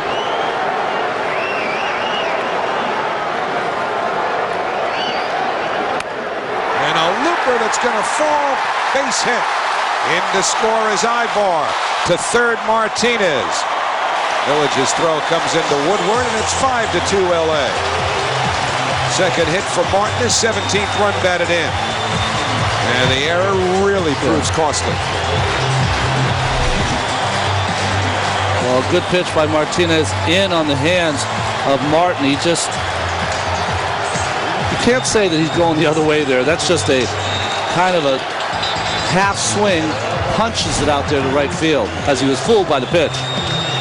So Valentin's error opens the door for more Dodgers scoring, and that's going to be it for Pedro, who will go his 7th consecutive start without a win.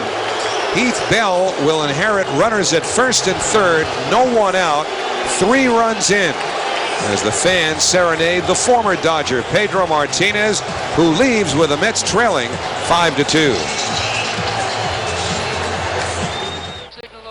Not too close. What do you think? I got that insurance? What insurance is that, Yogi? The one you really need to have. If you don't have it, that's why you need it. Need what? Aflac. Well, if you get hurt and miss work, it won't hurt to miss work. And they give you cash, which is just as good as money. Aflac. Ask about it at work. Heath Bell makes his 6th appearance. Last time that Bell was on the mound was in the game on Sunday afternoon, a 12-inning game against the Giants. Bell worked a third of an inning, giving up a couple of hits. And this kid, he throws gas. He gets into the ball game. You're going to see something. That's Jonathan Broxton. Hard, harder, and hardest. That's for later. Right now, the Mets desperately trying to keep this game at 5-2. Andre Ethier hits for Derek Lowe. Woodward for 1. Valentin throws it away into the dugout. So 1 run scores, and Martin retired, but Ethier will go to second. Well, good play by Woodward as he gets this ball off in plenty of time. But good job by Martin getting in. That's a fair slide, getting in on Valentine, taking him out, causing that errant throw. So that's going to be 2 errors in the inning now for Valentine. This one allowing Ethier to go to second base. Well, you want to be a second baseman in the big leagues? This is what you're going to encounter, is Russ Martin with a good hard slide at the second. Valentine playing his least experienced position, and it has showed here in the 6th inning. A strike to Furcal, 0-1. Mets also with 2 very inexperienced middle infielders right now in terms of playing with each other. And you throw David Wright into that mix too. The 0-1. 1 ball and 1 strike. Obviously Woodward had nothing to do with the first error when Wright's throw to second was mishandled by Valentine. And that's an adjustment for a guy who plays one position regularly, isn't it? Getting used to how he wants the ball delivered to him from the other guy. Woodward can't reach it. That's on through. Ethier rounds third. Beltran's throw will go to second, and the Dodgers now have a 7-2 lead. A 5-run 6th inning for Los Angeles. Well, this is what Furcal does best. He just hits these hard ground balls up the middle. Woodward didn't have enough range to get to that play. Easy run scored for Andre Ethier. So Lofton will become the 8th man to bat in this 6th inning.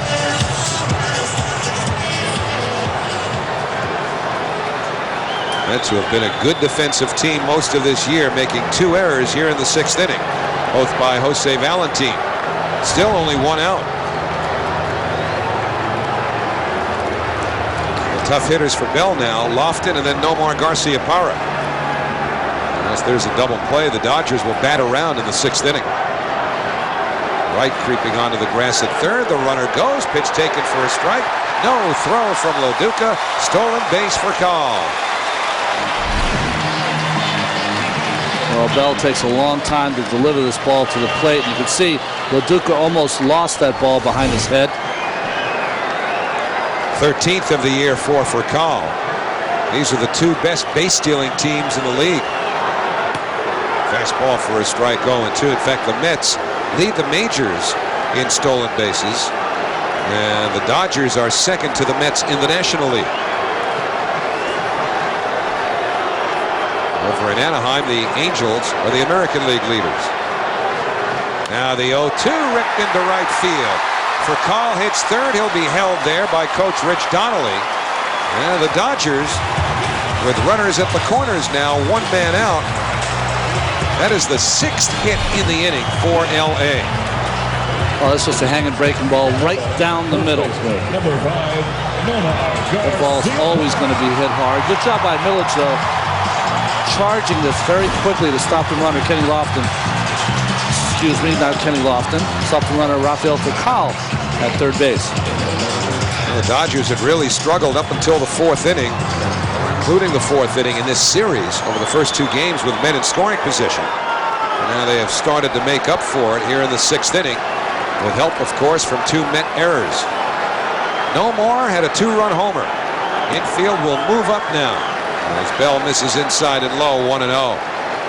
It's already down 5, so they'll pull the left side up. Valentine, the second baseman, a little more than halfway up. Delgado holding against the runner at first, Lofton. Great speed aboard at the corners. And Bell keeping tabs on both of them.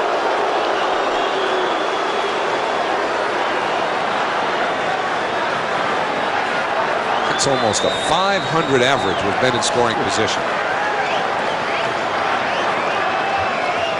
The 1-0, Lofton runs. Valentine will look the runner for call back to third. So Garciaparra retired. Now runners at second and third, and J.D. Drew, who started the inning, will be the guy the Mets hope ends it. Right fielder, J.D. Drew. Drew singled and scored on the home run by Matt Kemp.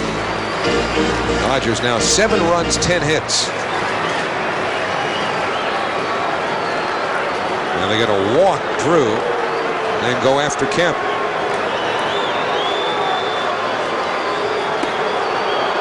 So Willie Randolph simply does not want Bell, the right-hander, to face the left-hand hitting Drew, and he'll just go for the percentage matchup of the right-hand hitting Matt Kemp. How many times, though, do you walk a hitter in front of the hitter who's had a home run already in the inning? Kemp's had a Hollywood script to his first 10 days in the big leagues. Well, you're talking about some of their young hitters, Howie, from Joel Guzman to Andre Ethier to Matt Kemp. They were having batting practice today, all those young hitters, and each one, it looked like a home run derby watching those guys hit. Joel Guzman almost hit one out of the stadium to left center. Nothing doing in the Mets pen. This is on Bell to get Kemp.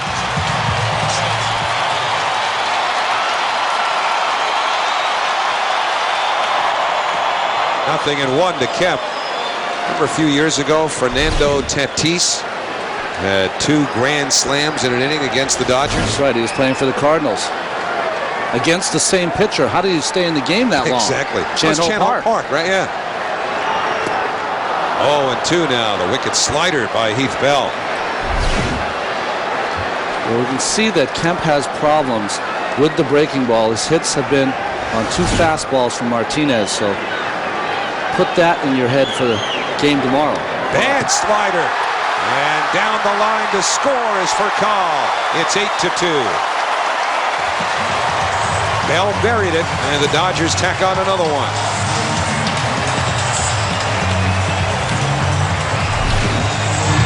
Well, of course, trying to throw in the dirt, but no chance for LaDuca. Cannot get over there. That ball is in the other batter's box, the left-handed batter's box. Nightmare inning for the Mets and Rick Peterson. 1-2 to Kemp. Another breaking ball gets him, and the side finally retired, but the Dodgers score 6 runs in the inning. The big hit, the 2-run homer by Kemp before he struck out to end the inning. And the Mets have a long way back now as we head to the 7th.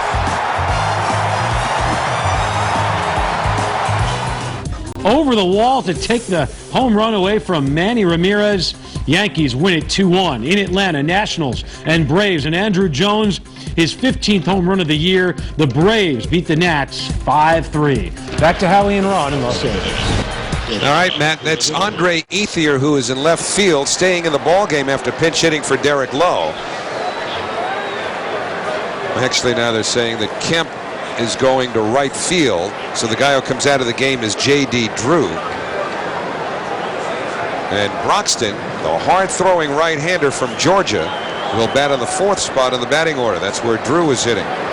Kemp moving to right.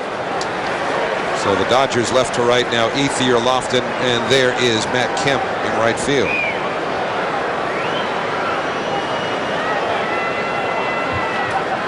Oh, and 1 to Woodward starting the 7th. And no balls and 2 strikes. Woodward, who was Jose Reyes was a late scratch. Chris Woodward, shortstop tonight, leading off. Jonathan Broxton just throws really hard with a great slider, and batters are just sitting 155 against him so far this season.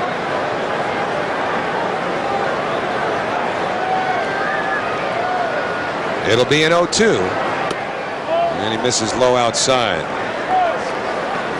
Woodward, and then LaDuca and Beltran. Pedro Martinez, 5 1/3, gave up 7 runs, 5 of which were earned.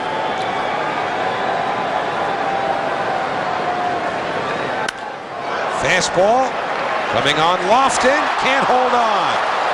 Woodward just now turning first base, and that'll be a base hit for Woody to start the 7th. Almost looked like Lofton was trying to get an angle on the ball. And while he was doing that, that ball was dipping, had some topspin off the bat of Chris Woodward. Lofton unable to make the play. Mets have a little life.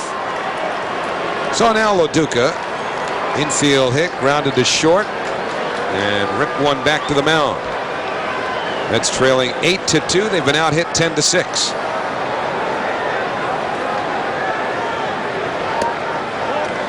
Off the outside corner, 1 ball, no strikes to LaDuca. With Carlos Beltran waiting on deck.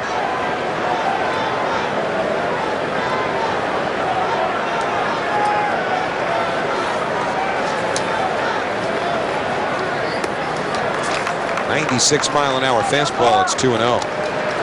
All right, you got to give Derek Lowe credit because he did not have anywhere near his best stuff tonight, but he hung in and he fought through occasional control problems and limited the Mets to 2 runs over 6 innings. It was a workmanlike effort for Derek Lowe tonight.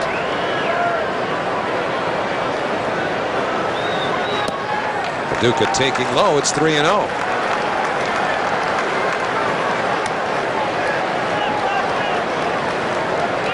Derek Lowe walked 4 and struck out 3. The Mets just need base runners now. With leadoff man Woodward aboard, LaDuca ahead of the count 3-0.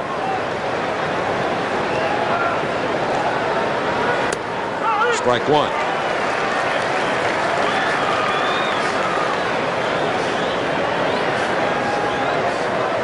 Roxton is from Waynesboro, Georgia. Got into 14 games with the Dodgers last year. Struck out 22 batters in 13 2/3 innings. He's on a similar clip this year. Well, that's ball 4 now. The Mets with a couple on. Well, it's certainly a long way back. Grady Little, last thing he wants to see any of his pitchers do now with a 6-run lead is issue a walk.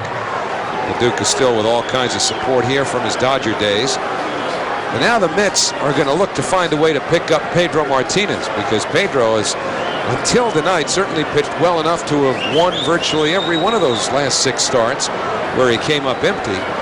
Now the Mets are going to try and fight back, trailing 8-2, and bail him out.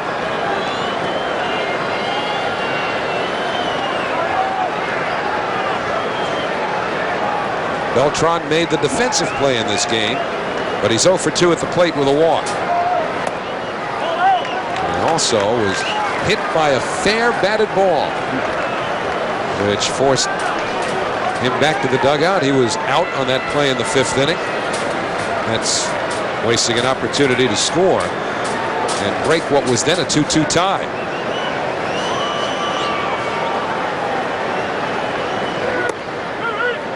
Fastball 1-1.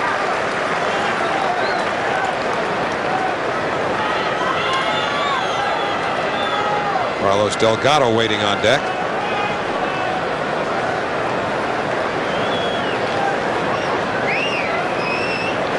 Roxton understandably was a closer in the minor leagues. 95-mile-an-hour heat there. You could understand why. Right now, the closer for the Dodgers is Eric Gagne. See Woodward at second, LaDuca at first. Gagne just back from another surgical procedure on his elbow. This kid may eventually inherit that role. Long ways away from that. 2-2. You know, you look at his arm and his velocity and his numbers, and automatically you think, boy, he'd make a great closer. But as we've learned, there's a big difference in pitching the 9th inning as opposed to the 7th or 8th. Yeah, even and from doing it in the minor leagues and then trying to do it in the big leagues. All 3. So he misses upstairs with 96 miles per hour of heat. Grady may peel off a layer of skin before this is all over with. I would say he's going to make him gray, but he's already gray. Got gray 2 years ago. 3 now.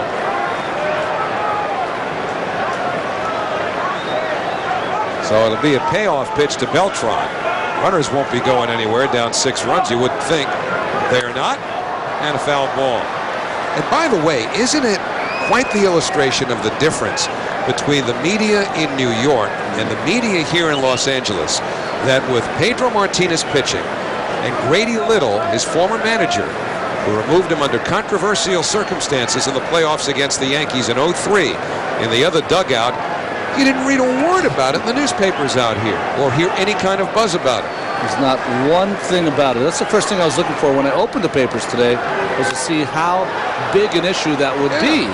And opened it, and I was like, wait a minute, did I get last night's issue? Maybe I haven't gotten the daily today. But that's one of the nice things, nice subtleties of playing out here. You don't have a lot of that types of controversy. If this were purely a New York-centric type issue, there'd be 12-page pull-out sections in all of the tabloid papers. And of course, they'd be talking about it on radio morning, noon, and night. Ball 4, they're loaded. Well, it's Grady talking to. You can see that nice record by Grady Little. Great winning percentage, 576. He just told his pitching coach. Rick Honeycutt, as he scratches his head in disbelief. How can you not throw a strike when you throw 95 miles an hour? Just throw it over the middle. If Delgado can turn one of those heaters around, the Mets could get right back into this game. Rick Honeycutt's going to go out to the mound and try and settle Broxton down. To the baseball world, as Saito gets up, he pitched a fine inning last night. I'm from that one decision cost him his job, and he really was in no position. Didn't matter what he did, because if he brought in Timlin, who was warming up, and Timlin wouldn't get the job done, then he loses the job because of that. The only way he could have kept it if Pedro could have got Matsui and Posada out. Well, that's old news to Grady Little, but he's got new concerns. Right now, starting with Delgado, Broxton works from the stretch with the bases loaded. And it's on the outside corner. Carlos has walked twice as well as fouled out to third.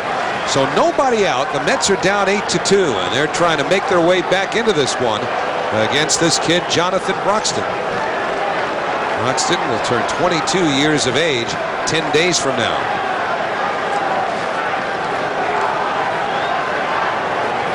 The 0-1. Foul back. So Woodward at third, Loduca at second, and Beltran at first.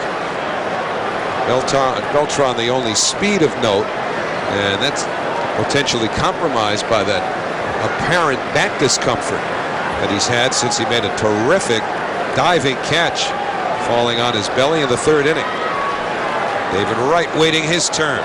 He's had a good night so far. It'll be an 0-2 to Delgado. Upstairs, he overthrew it 1-2. Any manager will tell you, Howie, the way that teams come back from this kind of deficit is when your pitchers start walking people, getting behind, because it's hard to put that many hits together to score those kind of runs. You got to have some help sometimes from the other team. Broxton lending that help for the Mets. Broxton with a 1-2, and Delgado holds off, so now it's even.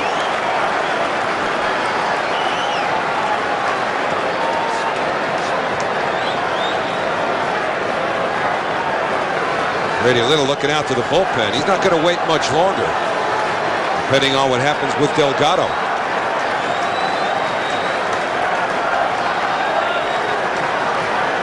Here's the 2-2.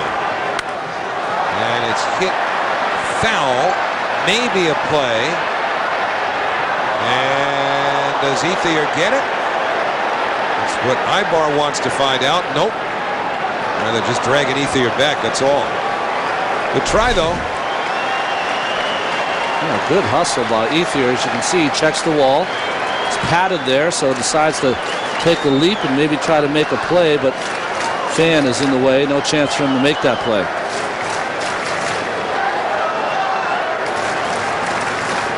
That's what you like to see from the young players, don't you, Howie? That hustle. Absolutely. And Ethier showed all of that. Grady Little wants from this young player is results. Bases loaded, no out. Another 2-2 pitch, and it's high, ball 3. And Grady will work the gum a little harder. Saito might be one pitch away from coming into this ball game.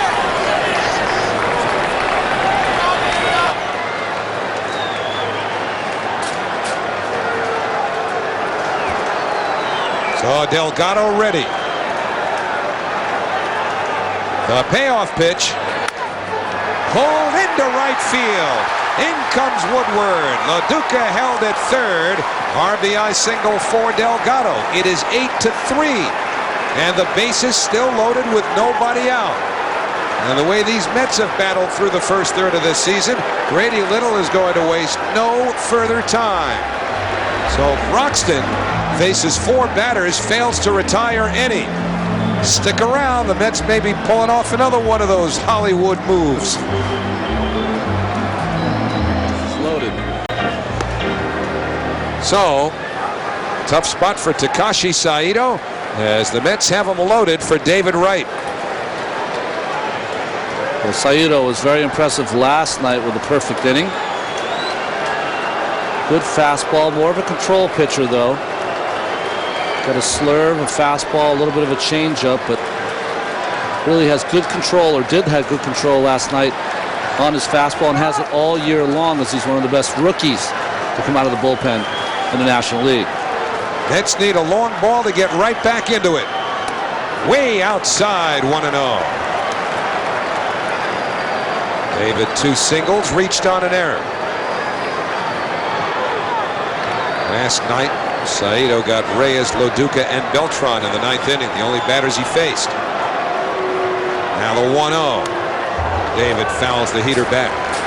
He had a good pitch to hit there. I think one of the reasons, Howie, that the Mets have been so good at coming back, if you watch their hitters, when they get behind, they don't really panic. They just keep continuing what they've been trying to do all game long. That's take good at bats, try to work the count, try to get in a position where they get a fastball to hit. Wright just did that there, just missed it. 1-1 to David. Ball 2. And a tough play for the catcher, Martin. Well, he crossed him up. Martin's going to have to go out there and talk to Saito. He's looking for a breaking ball, and here comes the express. Boom! Hits him right on the wrist into the chest protector. Just was not ready for that fastball. This mess is Broxton's making. Saito trying to clean it up under very difficult circumstances. Andy Chavez is on deck.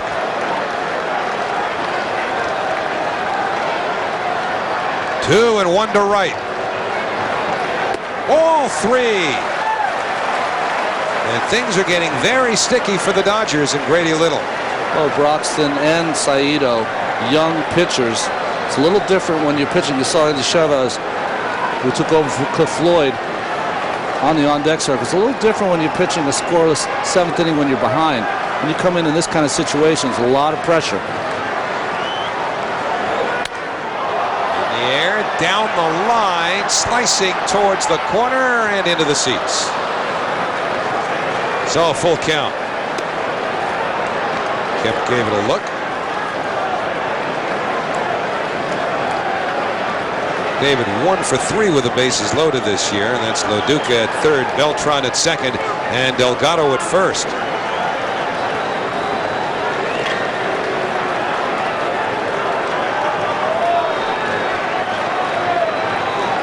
It'll be a payoff pitch.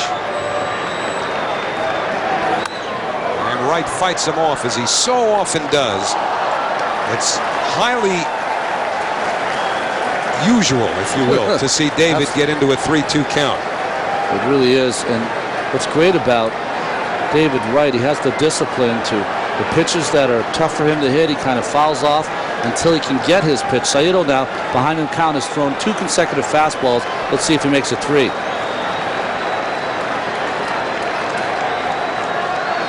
Now the payoff pitch. Ball 4. It forces in another run. It's 8-4, and now the Mets will bring the tying run to the plate with nobody out.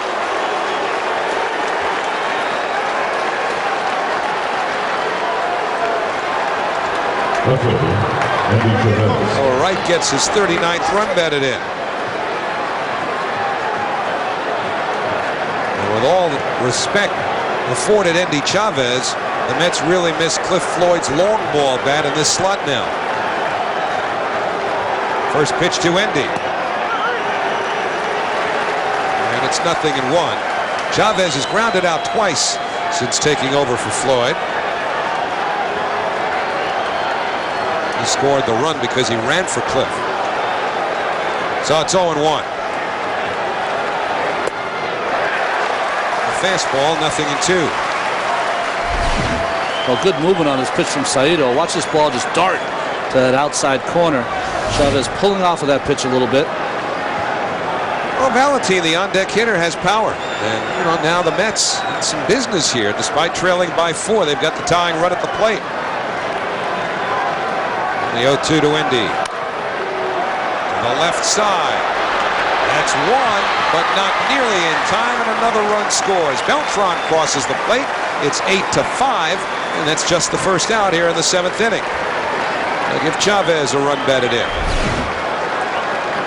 Tell you the truth, good job by Chavez, just getting a piece of that pitch to put it into play with that good speed, of course. Beats it out easily. Gets an RBI, Andy Chavez. And now Valentin, who doubled in a run in the 2nd inning. Valentin played with the Dodgers last year, but missed most of the season with a bad knee injury that required surgery. And it's 1-0. Valentin, though, the year before hit 30 home runs. So with Delgado at 3rd and Chavez at 1st, Valentin still the tying run. Valentin, a very good fastball hitter also. Boy, wouldn't he love to cash in here and atone for 2 errors that he made in that big 6-run Dodgers 6th. They had a lot to do with that big inning. And Saito hoping to find a sucker at one of the corners.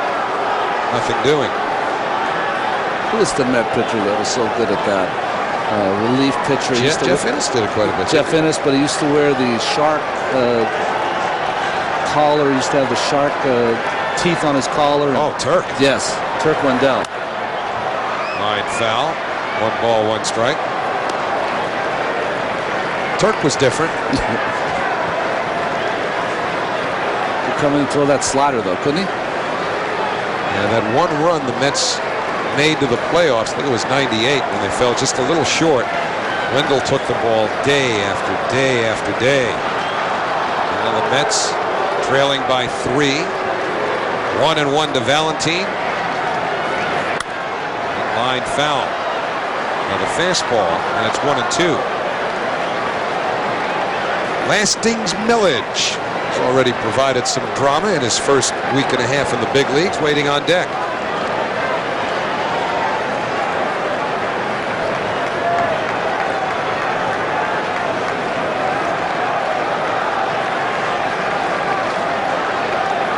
So 1-2. Runners lead from the corners. Saito deals. Chavez runs, and he'll have to come back. So Willie wanting to stay out of the double play at the very least. And we give Millage an opportunity to get the game tied if Valentin doesn't do it. It'll take a long ball to get that done. But the Mets have already scored 3 here in the 7th inning. Dodgers set up for a double play if they get a ground ball. Martin's called a lot of pitches in this game. Coming inside to Valentin. Chavez runs, and it's popped up and very playable. Garcia Parra for the 2nd out. So Valentin retired. And here comes Lastings Millage. Lastings Millage. It's his 8th day in the major leagues.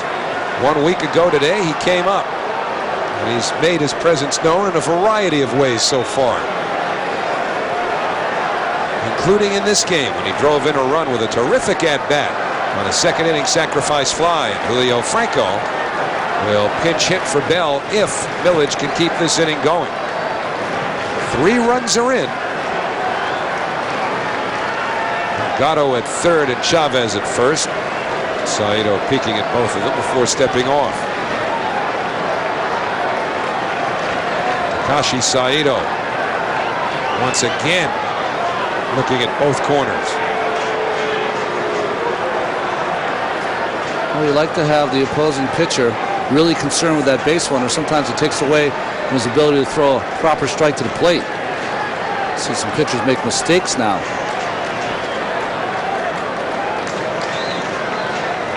First pitch to Millage. Slider for a strike. It's 0-1.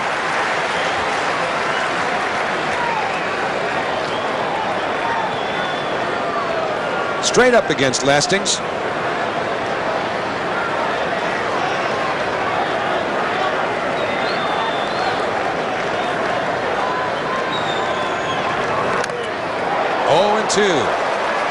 Even though Saito walked the first batter, David Wright forcing in a run. He's done some heavy lifting since. Well, Russ Martin gets hit right on the right shoulder. Was fouled back by Lastings Millage. And you're right, he has called a lot of pitches tonight, hasn't he? Paid a lot of trips to the mound. Saito's had a terrific first third of the season for the Dodgers. Millage behind in the count, 0-2. Will he see anything near the strike zone here? Martin setting up away. And time call. Millage got tired of waiting for Saito, who's been somewhat preoccupied with runners at third and first here. Yeah, he's taking a long time on the mound, so hitters want to have their tempo too. You don't want to get stuck in that batter's box waiting for that pitcher to deliver the ball. Again, Saito setting up. Millage relaxes the bat. Again, Martin wants it away. And the slider swung on and missed. So good job by Saito despite the bases loaded walk. 8 Mets bat, 3 of them score. Time to stretch here in LA. Away with WB11.com's Commuter Cast. Get real-time traffic updates on your computer every weekday afternoon at 4. Log on to WB11.com for Commuter Cast. So the Mets still hanging around. It's 8-5 Dodgers. And the first pitch by Bell is smashed foul by Ibar. And that scatters some previously sedentary Dodgers in their dugout. Heads up. So much for relaxation, huh? Ibar playing third base. Bill Miller is out. Jeff Kent is out. Dodger team has had a lot of injuries. 0-2 now. Cesar Asturias is out. Well, that's going to be interesting when he comes back. He had Tommy John surgery. Excellent defensive shortstop. Now they've got Fricall. They've got Kent at second. Nomar at first. Who's going where? Asturias has been playing some second base. Again, Ibar scatters some people, this time fans. I tell you, Howie, I still cringe when those foul balls come off the bat like that. Because, you know, this deep in the game, sometimes people aren't paying as much attention as they should. 0-2, swung on and missed. So 1 away. Now batting, number 18, Ramon Martinez. Fans in 2006, Hyundai, the Mets, and Sportsnet New York are teaming up to strike out cancer. For every K the Mets pitching staff registers, Hyundai, the Mets, and Sportsnet New York will donate $25 to the Hope and Heroes Children's Cancer Fund. So 1 away. Bell's second strikeout. Now Ramon Martinez.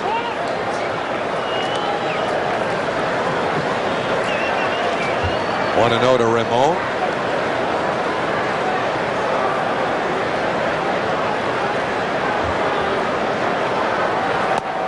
And the fastball on the inside corner.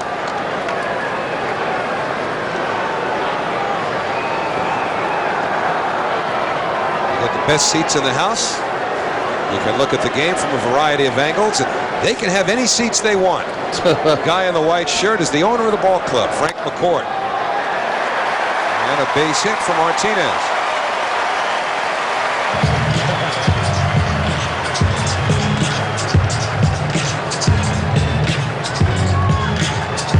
Well, Frank McCourt has made a lot of changes around here. Certainly in the front office, he's hired Ned Coletti.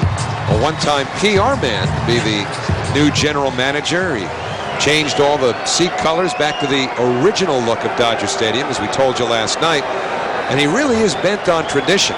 So much so that you'll notice the Dodgers do not have their names on their jerseys any longer. Mets did that one year. It was back in 1999. But you know who wields all the clout around here? The great Vin Scully. He asked the McCourts to put the names back on the uniforms next year, and that's where they're going. Foul ball.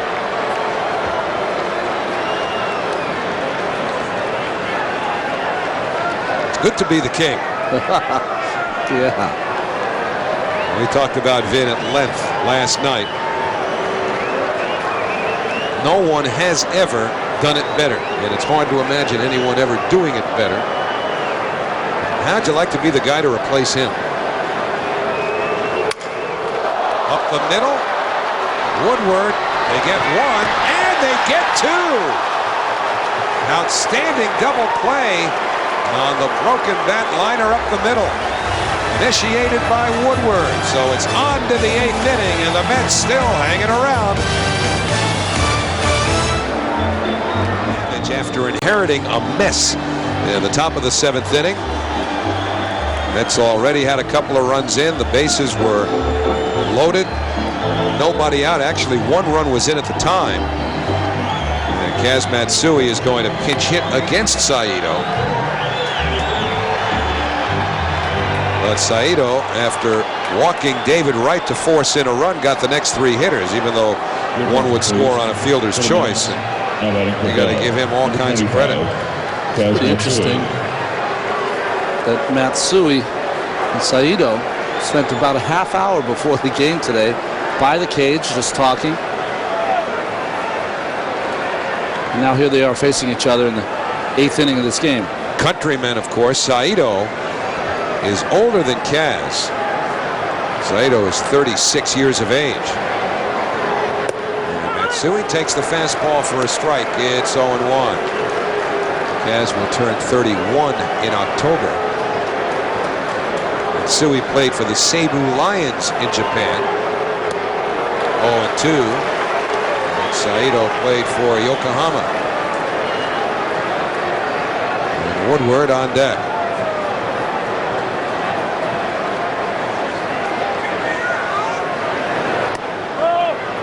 One and two.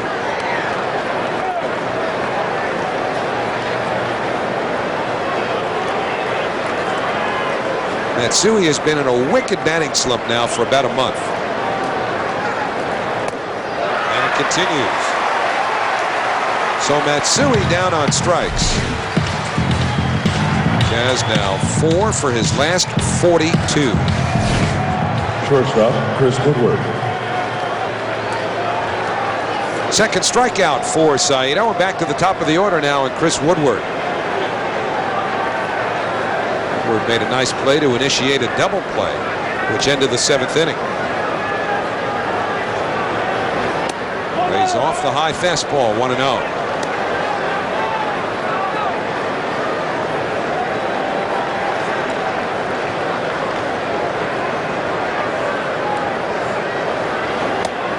That fastball beat him. 1-1. You're just joining us. Woodward started this game because Jose Reyes had some discomfort with his wrist. They x-rayed it, and the x-rays were negative. Outside corner, good pitch by Saito, 1-2. And we don't know whether or not Jose is actually available to pinch hit. The fact that Matsui did would probably indicate not, but this is the 8th inning. And that's hit to Ibar, who makes an outstanding stop, but the double clutch cost him the play. Ibar made a great play just to grab the ball, but then he couldn't get it out of his glove. Had he gotten it out cleanly, they might have had Chris Woodward. He went a long way to get that ball, too. Turns around, and like you said it, Howie, that double clutch, Woodward had enough speed to get the base hit. Watch Woody down the line, digging it. He can smell that hit and gets it. So first hit for Woodward, and now it's Loduca. Duca 1 for 3, also walked and scored. Mets need another man to get on to get the tying run to the plate. And they're approaching the power of their batting order now. So LaDuca's at bat right here is of extreme importance. Obviously, the Mets down to their last 5 outs anyway. If they can get LaDuca on, then you've got the big boys, where the Mets one swing potentially from tying it. But that's if LaDuca can get on. And the fastball, 1-1. Well, thanks for staying up with us. 1 o'clock in the morning in New York. We know Gary's up. There's no chance Gary's sleeping. I don't know, some of these innings can put you to sleep tonight. Not well played with some of the walks and misplays. And the 1-1 foul back. Of course, the way the Mets have been coming back over the first third of this season, you don't want to turn your head, never mind turn out the lights. Especially Saito throws a lot of fastballs up in the strike zone. Like you said, Howie, you can get LaDuca on. That's Carlos Beltran's strength, is that fastball up in the strike zone.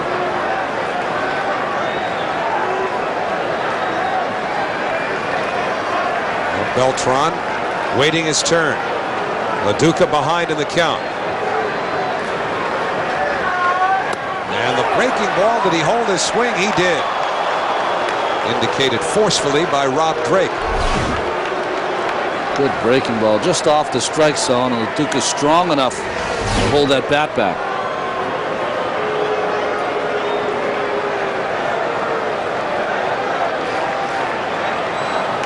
So 2-2 to LaDuca.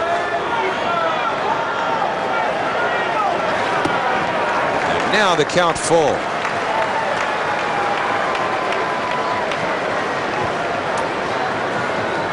Well, Willie's got a decision to make here. You know, if you send the runner now, you risk the strikeout double play that would end the inning with the power of the order coming up.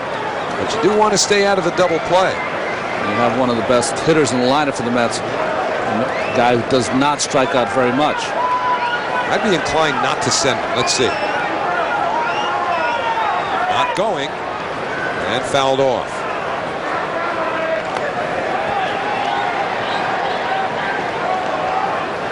Willie had to answer a lot of questions before the game about not using Billy Wagner last night. And Willie was understandably perplexed, considering he brought in Chad Bradford to try to rest the entire back end of the bullpen, and all Bradford did was retire everybody that he faced, picking up the save. This time Woodward runs, and the pitch fouled back, so Willie changed up there. Still 3-2, but you know, the questioning was understandable when you considered Billy's reaction, because Billy seemed to indicate that because he got up and warmed up, he expected to get in. And you know, he's of the mind, as you look at the Dodgers now, Joe Beimel ready. You know, Billy figures once he's up, it's almost as though he's worked anyway. But obviously Willie's not quite aware of all of those idiosyncrasies. He and Billy will get a little more acquainted. Woodward not running, and LaDuca down on strikes, and a good thing that Woodward was not gone. Well, good pitch and good movement from Saito. See this ball just start down the middle and just chase LaDuca as it comes up and in. Too much for him to handle. Third strikeout for Saito. Now, Billy's one of those guys who spends a lot of energy and creates a lot of adrenaline just by warming up. And by not getting in, he's got nothing to do with that adrenaline. So he may need, you know, 15 or 20 minutes to cool off after a game, as opposed to the 10 that they give you. And the breaking ball 0-1. And so Billy said last night, well, you know, Willie's the manager. He'll decide what he wants. And that was interpreted as being an expression of dissatisfaction at not getting in. The 0-1. Outside. So he's saying that Billy might need a 1 beer minimum before he meets the press. But no, you make a good point, Howie, and that is that both the manager and the closer are figuring out how they're going to use each other. Willie's all about winning the game. He liked the matchup with Bradford against those right-handed hitters, and he was right. Bradford went through those right-handed hitters like they had never seen that kind of pitching before. 1-2 to Beltran. And Willie wants all of his players to end the season with great stats. As you see Oliver and Heilman up now. But the key is that you win the games. Because if you win, everyone has great stats. That's how it works. The stats don't come before wins. Wins come before stats. As Willie pointed out forcefully before the game. 1-2 to Beltran, and it's in there. So Beltran caught looking in Saito with his second strong inning. So we go to the bottom of the 8th, still an 8-5 Dodger lead.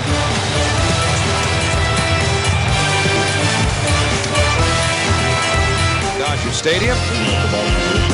Mets won last night. Dodgers lead tonight 8-5, and Darren Oliver becomes the third pitcher used by Willie Randolph. Oliver's done a fine job after making that transition from a starter to reliever. It's been really the long man for the Mets so far this year. As you see Eric Gagne up getting loose with a save situation in hand. Oh, you know, that sets up an interesting possibility in the 9th inning.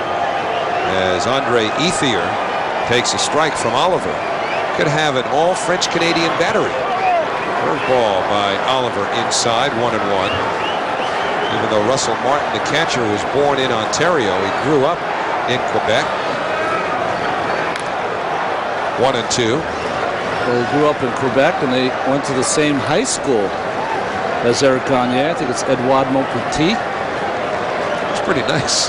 They know that high school. My dad spent a lot of time in Montreal when I was a kid, and we used to spend a lot of summers in Montreal and knew that school.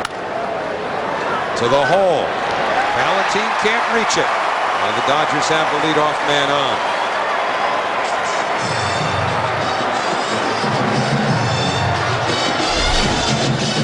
Well, what you gained with the bat from Jose Valentine, it's not his position, and you lose a little in range. Valentine not diving for that ball, just watched it sail beyond his glove. And so the Dodgers looking for a little more insurance here. Gagne's not in tip-top shape yet, at least as far as game conditions are concerned. Used to be you give Gagne a 3-run lead going to the 9th. But nothing to worry about. Oliver slow to get to first base. Oh boy. Oliver just didn't break off the mound. That's really not Oliver's play, though. It's Valentine's play. He's got to get there earlier. Oliver didn't run that way because he saw that Valentine wasn't going to get there in time. The bunt is popped up. The Mets didn't look like they were ready for that bunt. You know that the Dodgers are going to try to play for a small ball to get a run, and Valentine late to that bag. Delgado just had to eat it. See, Valentine started close to second base. No way you're going to make that play in the Speedy for a cow. Caught the Mets sleeping, I believe, in that instance, because Grady Little is definitely going to play a small ball this late in the game to try to get another run. So the bunt single, and now Lofton, and then Garcia Parra. You better be ready for it again. Play even harder for Oliver because as a left-hander, he's fallen off to the third base side. But here, Howie has an advantage because he falls that way. He's going that way. Might be able to make that play if Lofton bunts the ball to third base. You can see it's popped up. Delgado's ready to throw it. No one there. Nothing you can do. Oliver honestly should have stopped because he started to get in the way there. But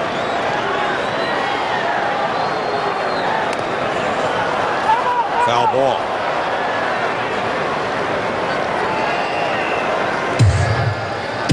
So the Dodgers now with 13 hits. The Mets have had 8.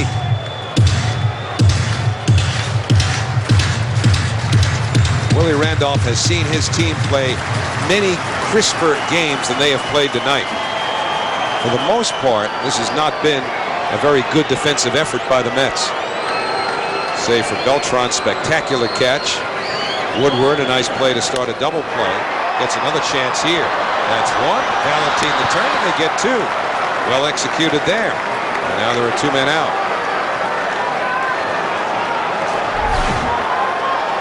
A nice play by Woodward with the perfect toss. And plenty of time for Valentine to collect himself, make the runner slide early, and continue that play to first. So now it's no more.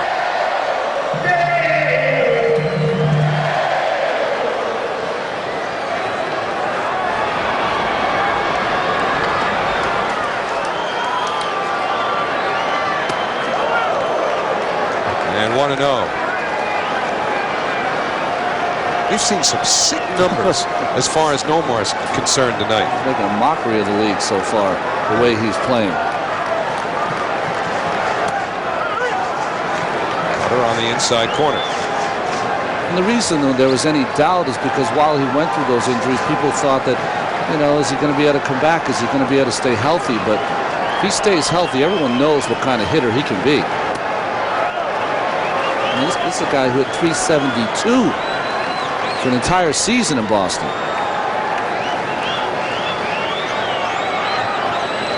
He's loving life back at home in California. Upstairs. So 3-1. The pitcher's spot is on deck. But it's not going to be the pitcher.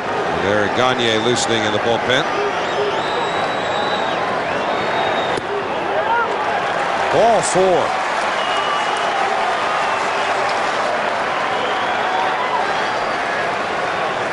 Well, here's the AOL game summary. It's been a long and at times sloppily played game. Dodgers had the early lead. The Mets got it right back. Had a couple of chances after that. Didn't come through. 2 errors by Valentin in that 6-run 6th inning. And Pedro Martinez, his 7th straight start without a win. But Eric Gagne looks like he's just sitting around waiting for we don't know what. Obviously the ball to pitch the 9th, but wonder what would happen if the Dodgers were to break it open here with Olmedo Signs, the pinch hitter, for Saito with 2 out. Signs their best pinch hitters, one of the best in baseball.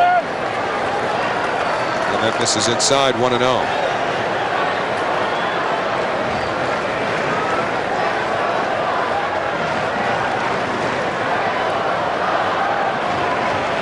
Signs has 8 pinch hits. 8 for 24 off the bench. 1-1.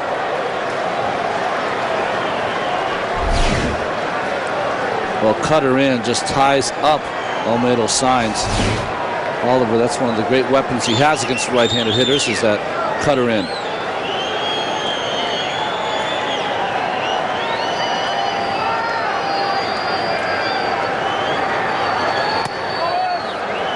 Missed again, 2-1. And Matt Kemp has had a good night, waits on deck.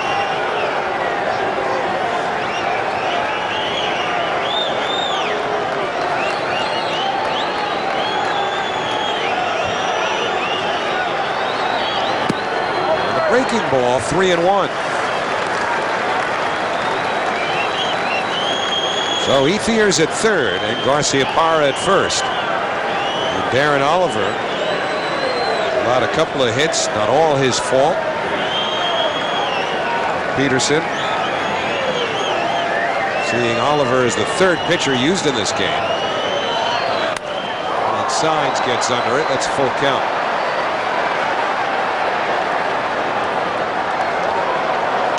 Olmedo Signs broke in with the White Sox.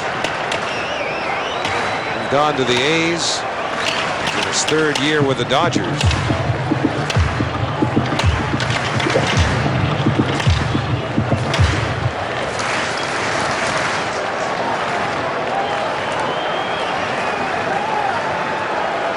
This game now over 3 hours old.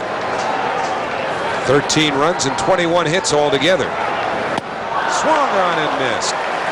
So Oliver works in and out of trouble. And the crowd here anticipating Eric Gagne's entrance with the Mets trailing by 3. Center field, Jimmy Rollins, Chase Utley come in. Final score, 10-1. Phils over the D-backs. Cole Hamels with the win. Roger Clemens, his first minor league start. On his way back to the majors, pitches in Lexington for the Legends. 3 innings, 6 strikeouts, 62 pitches. Guys? All right, Matt, and it is an event here at Dodger Stadium when Eric Gagne gets into a game. He was not in a ball game for the first 2 months.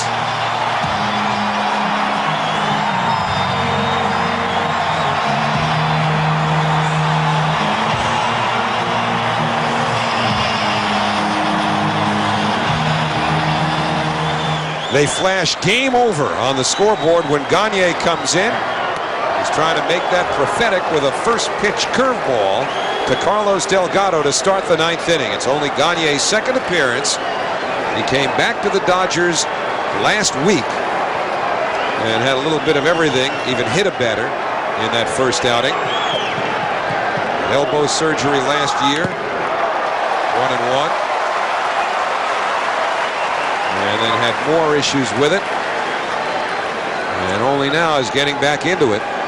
You know, Howie, that fastball was 89 miles an hour. When he was right during that consecutive saves of 84, not 1984, but 84 consecutive saves, he was throwing 95, 96, 97 miles an hour. Changeups in the high 80s.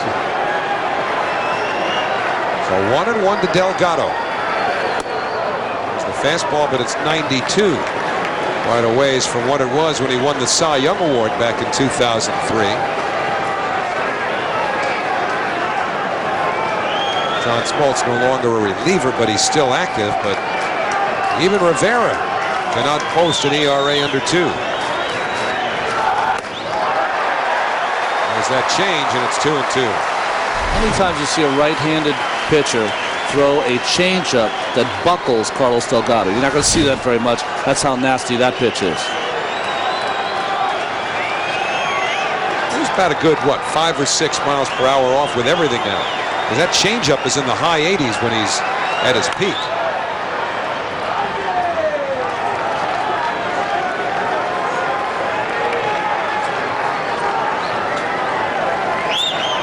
Gagne last year pitched in only 14 games.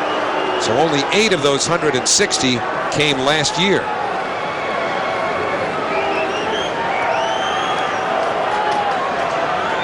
Gagne involved in an all-Canadian battery now with Russell Martin, whose dad is here. Martin's dad watched his son play a big league game last night for the first time. All kinds of Canadian pride on the field right now. And Delgado rips it foul. Delgado, Wright, and Chavez with the Mets trying to come back once more. You know, Gagne was one of the first pitchers. Mostly relievers had a specialty pitch or threw like Goose Gossage, threw 100 miles an hour, or Bruce Sutter had a split finger. He's the first one, really, I thought, that has come in and throws 3 pitches all effectively in 1 inning. Very hard to do. Delgado gives it a rip, but he got out in front.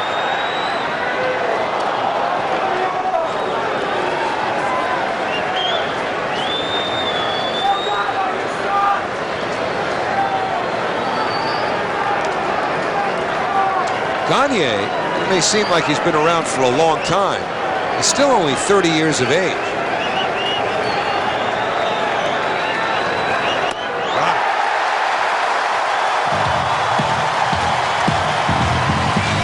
Also, the other thing that he's always had is great control. Catcher calls for it inside. He splits that inside corner with that fastball. It's the 8th Met to have been struck out in this game. Derek Lowe, the starter, struck out 3. Takashi Saito, who departed after 2 excellent innings, struck out 4, including all 3 outs in the 8th inning. So now David Wright. And the breaking ball. How about that? He drops a 67-mile-an-hour hook. And coming up on Sports New York following the game, post-game reaction from Dodger Stadium and further analysis. Yanks play the Red Sox at the stadium tonight, and Roger Clemens working his way back. 1-1.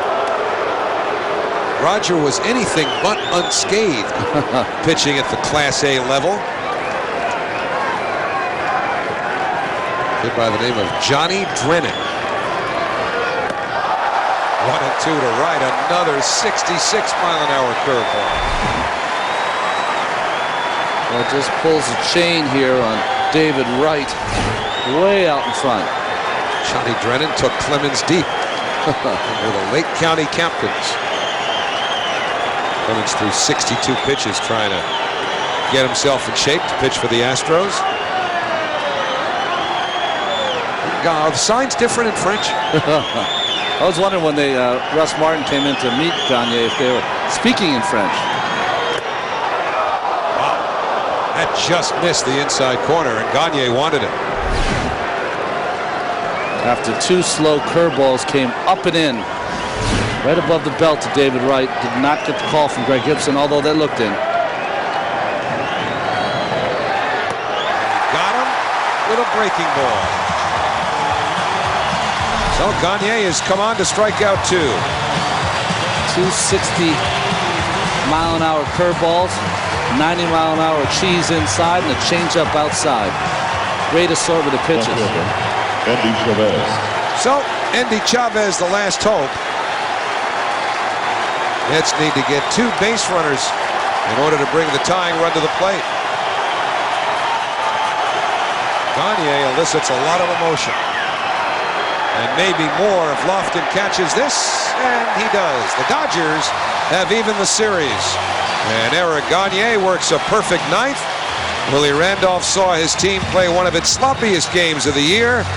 And the Dodgers are 8-5 winners here at Dodger Stadium. And Gagne still not satisfied. It's hard to argue with the results as he works a perfect 9th. In Saito and Gagne clean up a late mess. The Dodgers defeat the Mets 8-5 as Pedro Martinez loses for the 2nd time, and that's 7 straight starts without a win now for Pedro. Back with a wrap-up in a moment.